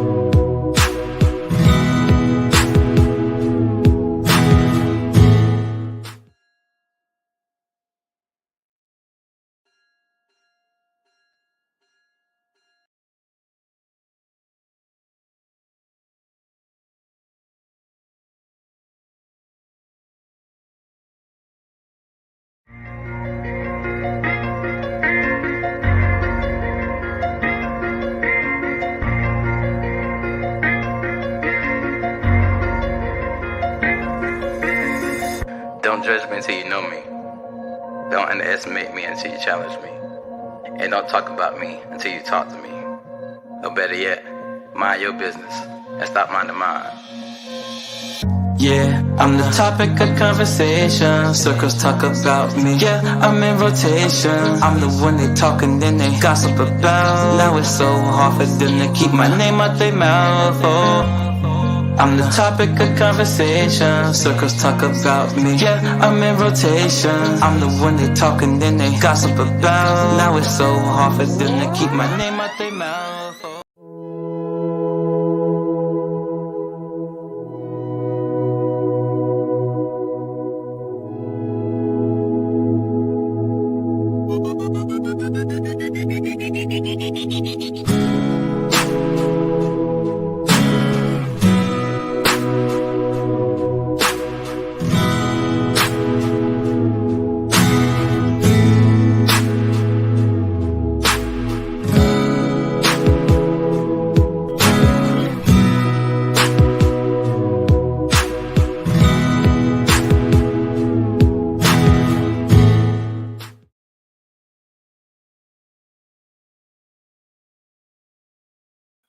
So listen, we back. The conversation with T-Horne da Uncool, and we got some stuff going on. I love it because the dynamic of these different opinions and stuff like that is great.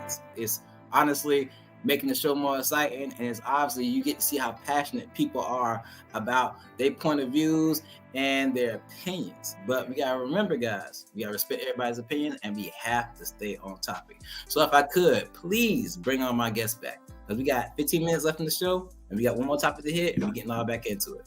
Welcome back, guys. Welcome back.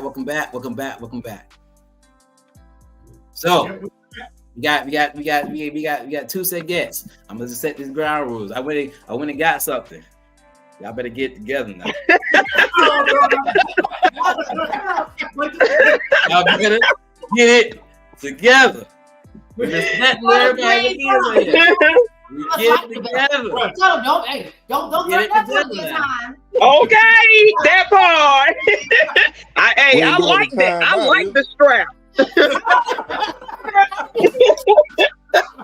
You get it together now. Sour deal now. If you watch the bro, I'm telling you, restraint. I'm just saying, hey, we call this Mr. Get Right. Okay. But at the same time, you know what I'm saying? Though we have different opinions, it's okay. This is what I like. This is dynamic. But see, sometimes you gotta go through a little, to come to a common compromise. And I love it. It's all good. It's good energy. Let's make the show a little more exciting. You know what I'm saying? So it is what it is. But sometimes the host gotta come and reel y'all back in. All right. So with that being said, let's go to our fifth and final topic. We only got like 15 minutes left in the show. I want everybody's opinion, but I want to start with She Green and Prime first, because I know everybody else been talking about. I haven't heard much from y'all. Does polygamy solve the problem of cheating? I want everybody's opinion, but I want Prime and She Green to go first. Y'all think polygamy solve the problem of cheating? No, it don't solve the problem of cheating. Why so, sir? Because to look for a third person or another person, you always gonna be searching for something. You're not happy and content with that one person, so you're always gonna be searching. When I was single, I was searching. Let me ask you this.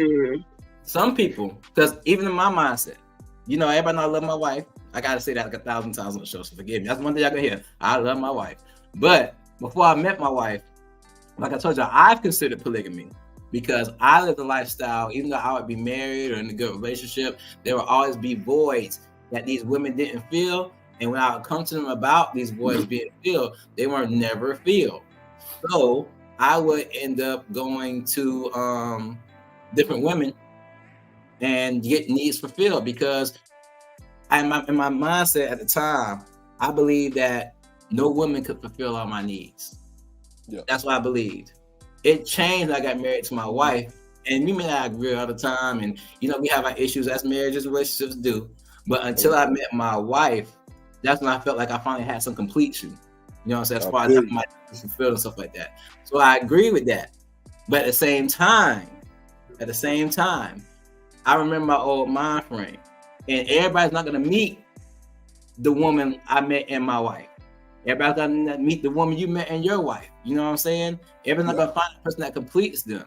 So for a person that does cheat and does have more needs than just one woman could provide, does it solve the problem of cheating though? No, because sometimes you meet the right one and don't be ready for the right one. Your maturity level ain't nothing. You know what I'm saying? You meet the right one and fumble them. Facts. You know what I'm saying? Let's keep it real. Soul ties coming into play. Come on, man. You wonder why you acting crazy later on. Yes. You connected to that soul tie. Yes. Now you not because she ain't ready for the right one. Let's keep it real now. You preaching. At the same time, let's talk about perspective. Let's just also be respectful to the fact that's not perspective of everybody. You know what I'm saying? So I'm just saying from my perspective. You asked me the question. You said Prime. So you're right. Prime. Right. I agree with your perspective. I'm just saying, at the same time, that being said, let's be respectful that everybody don't see it that way. You know what I'm saying? I feel you. I know everybody don't see it that way, but I got to keep it blood raw to the question.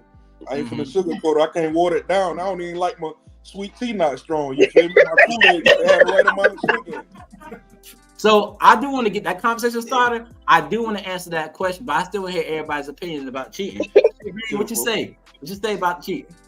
Man, I could drop the mic on what he just said. Hey, shoot, that's it right there. That's it right there. I mean, when you're talking about, most of the people that I know that are in poly relationships, those challenges, the jealousy and all of that keep them cycling out new people all the time, always cycling out for the new third party because of the challenges within those groups and stuff. So cheating, I don't even know if there's even such thing as cheating in a poly relationship. I don't know. Okay. And I'm gonna just be perfectly honest with you, but if that's what everybody agreed to, then hey, it is what it is. So. I see Lorenzo wanted to say something. Go ahead, Lorenzo. This is big.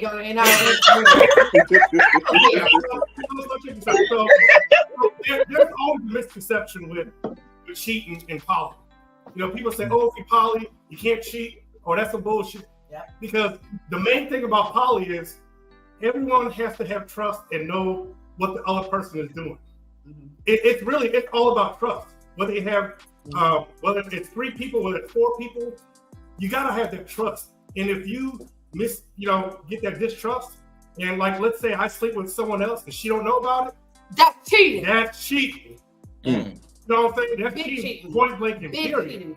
It's like the same commitment that you would have for one person. You got the same commitment for whoever you're involved with. That same commitment goes both ways towards both. Like, for example, and this is why we talk to the third party. We don't sit up here and just let everything fly. We have real conversations. Yeah, we have boundaries. Like, there's boundaries that need to be set in any poly relationship. You got to have that boundary, and you got to have the understanding.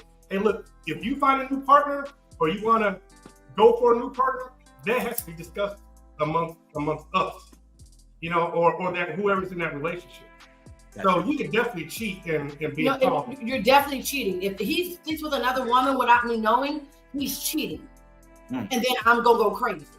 That's good insight. So let me pause y'all for a second. I want to get Sour Deal and Pastor Power too. Sour Deal, to the question: does polygamy solve the problem of cheating, in your opinion? There you go.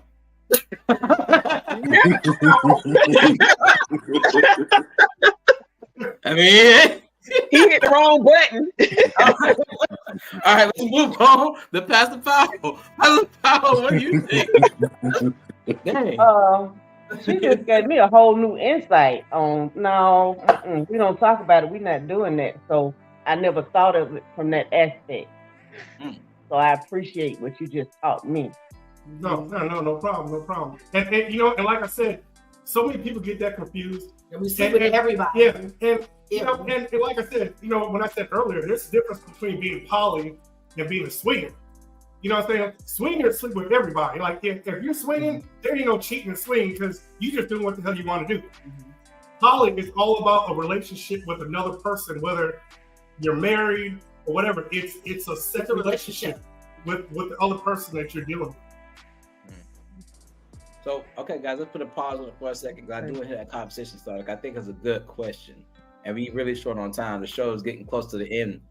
How do you raise children in a polygamous environment without them growing up confused? That's a good one. How do you raise children? Well, let me ask you this, because I thought it was my understanding that children will be more socially, integrated, because they're really different perceptions. And so they're pulling from everybody in the household. So you're learning from everybody in the household. So you're saying that eliminates the confusion because now you're taking in more knowledge. Is that the point you're trying to make? Like, if you I think that's what children get from more people being in the house, because children look at something and then they mimic what they see. So if they see responsible people holding responsible conversations, doing responsible things, you are raising a responsible child. They're going to mimic what they see. I've never thought about before. Sour Deal. I apologize. My device died. I apologize. Are you good, bro? You good, bro? Miss Pastor Powell, I'm sorry. Did I cut you off? Were you still making a point? Because I don't want to interrupt nobody. I was finished. But that was my whole concept, that I thought children would have integration, social integration, because they're around different concepts, different people bringing different aspects to them to pull from because they're sponges. Okay. Sour Deal. So I'm going to ask Sour Deal, if you see conversation start at the bottom of the screen, how do you raise children in the polygamous environment without them going up confused? We're going to answer that. And then, y'all, I see this is a hot topic. We might do a part 2. It's like all my topics is like, even the ones I did before the practice ones, we need part 2s on them. So We gonna get into it. But Sour Deal, what's the answer to your question on how you raise children in the polygamous environment without them growing up confused? I would do just that. I will raise them up, and I will intertwine biblical tendencies and factors. You know what I'm saying? I think it's a good thing. Why would you want to see your mother struggle while I'm at work? You know what I'm saying? I'm pretty sure a lot of women will tell you, a man would want. I mean, a lot of men will tell you a man wants their meals, the breakfast, lunch, dinner. They want to be cooked for. They want it to be clean. They want their kids taken care of. We're the money makers. Let's say you got a truck driver and he's gone. Who's gonna pick the kids up from school?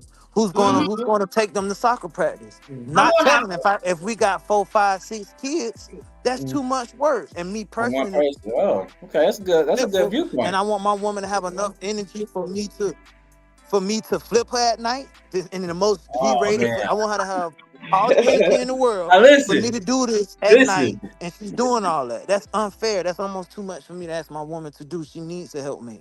Bro, that's a good viewpoint. That's a good viewpoint because the simple fact that what we talked about earlier, men and women require certain things of each other. And I can honestly say, as a man, sometimes as men, we may require too much from the women. We want you to clean. We want you to cook. We want you to watch the kids. We want you to help us financially, get your own job. Then we want you to tear it up for us in the bedroom at night and stuff like that. And all we really do is work our job and then provide for the household and expect the woman to just do all this other stuff. But honestly speaking, I do understand, like, that's just one woman. You know what I'm saying? But just to intervene, you can't say that's the only thing we're doing, brother. We're well, I mean majority. I'm talking about majority of men. I mean, I get you saying. I'm just saying, like, the idea, the majority of the idea of a man these days. But hey, hold on. I'm sorry. I raised my daughter for poly. You know, I'm poly. I was with a married couple before I met him. 3 minutes, y'all. Breathe. 3 minutes. 3 minutes. You gotta make it fast, baby. 3 minutes. I'm sorry. Go ahead, baby. All right. So, we the last 3 minutes of the show. We're gonna do this again. This was great. This is great. And I love y'all insight and everything. Everybody, if you could, I'm pretty sure people want to talk to y'all outside of this. So let's get your contact information so everybody can get it real quick. Okay. Lorenzo, Bree, y'all go ahead, go first. Mine is Buzzin' Bree at Facebook. I'm not really good with the Instagram, but you put Buzzin' BUZZIN BREE. That's my Facebook, and I have it attached to this. Right, and mine is Lorenzo. Real easy on Facebook. Okay. She Green. I'm She Green on Facebook and One She Green on TikTok and Instagram. Pastor Powell. I am Latiska Power on Facebook, Instagram. You can go to my webpage, DivineTimingLP.com. You can find me on YouTube, Latiska Power. You can find me up under Divine Timing. Eloha Ministries. You can find me in Amazon because I wrote a book. We have Powerful DNA. But it's Latiska Power. Got you. Prime Beats 81 on all social medias. Rick Smith. Like I said earlier, go to all your platforms where you can stream and download music. Prime Beats with a Z. Rhythm and Scriptures Volume 1. Got the merch on deck. Print t-shirts. Make beats the whole 9. Okay. And Sour Deal, he topped out and everything. But if anybody wants to know, we'll get his information at the same time. All right, guys. Great conversation. Thank you guys for being on here. Yeah, appreciate it. It's been fun. Yes, thank you. Hey, Pastor, we gonna come to your church. We gonna come visit your church. Yeah, I mean, can we all you got to do is come on Facebook because that's where it's at. Gotcha. And I love that. Be in my pajamas. Like, Exactly. Hey, T-Horne, we gotta add Beloved Schultz. She been getting it in these comments on here. Beloved Schultz, we need you on this panel. Beloved Schultz, hit me up. I'll invite you on the podcast for a show. But let's wrap it up, guys. Hey, this has been Conversation with T-Horne da Uncool, where this podcast brings enlightenment, understanding, educates, and from all that, we have positive actions afterwards. Y'all know how I do it. We had a good time. Just go live your best life and talk to somebody. Don't throw negativity or shade. Besides that, be blessed. Yeah.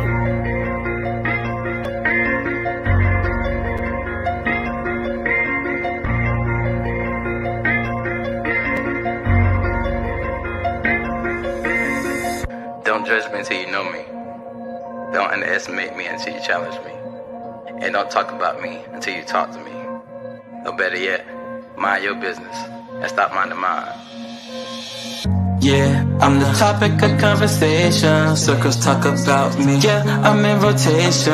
I'm the one they talk and then they gossip about. Now it's so hard for them to keep my name out their mouth. Oh, I'm the topic of conversation. Circles talk about me. Yeah, I'm in rotation. I'm the one they talk and then they gossip about. Now it's so hard for them to keep my name out their mouth. Oh, my name coming out must taste good cause you keep it in your mouth. Got something else for you if you go down south. I'm just playing. What the heck you talking about, huh? Why you worry about who I wanna date, huh? Why on the main course on your plate, huh? Why everything concerning me gotta turn to be argument or debate, huh? Is he a Christian religion? Has he forsaken? He just was dating her. How many women he dating? Had another kid? That nigga don't know when to stop. I heard he smoking, getting high. Boy, that fell from the top. See what I learned is your concern. It's all about me. Y'all gossiping made me look at y'all like female dolls in heat. But let's make something concrete. I'm seasoned, yes indeed. Y'all must like the recipe cause y'all all on my meat.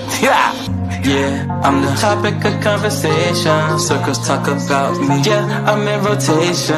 I'm the one they talk and then they gossip about. Now it's so hard for them to keep my name out their mouth. Oh, I'm the topic of conversation. Circles talk about me. Yeah, I'm in rotation. I'm the one they talk and then they gossip about. Now it's so hard for them to keep my name out their mouth. Oh, haters try to diss me, they love me but they dismiss me. Play hard but act this sissy. They lies be so convincing and exes get jealous quickly. They won't admit that they miss me. They hate that I moved on, so use my children against me just to keep up the top.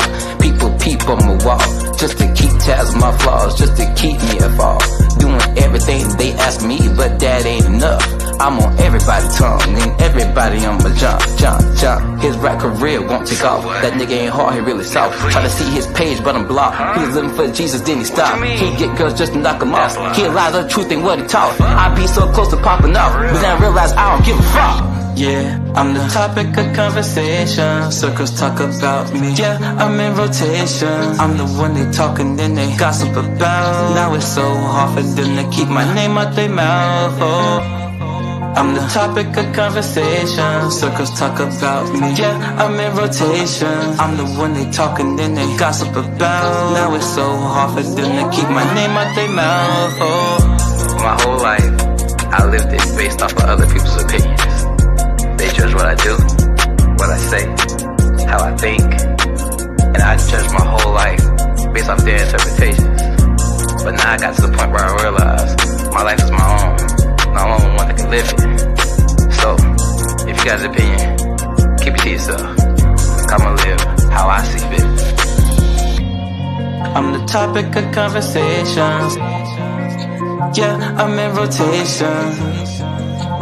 Gossip about, keep my name out their mouth. Oh,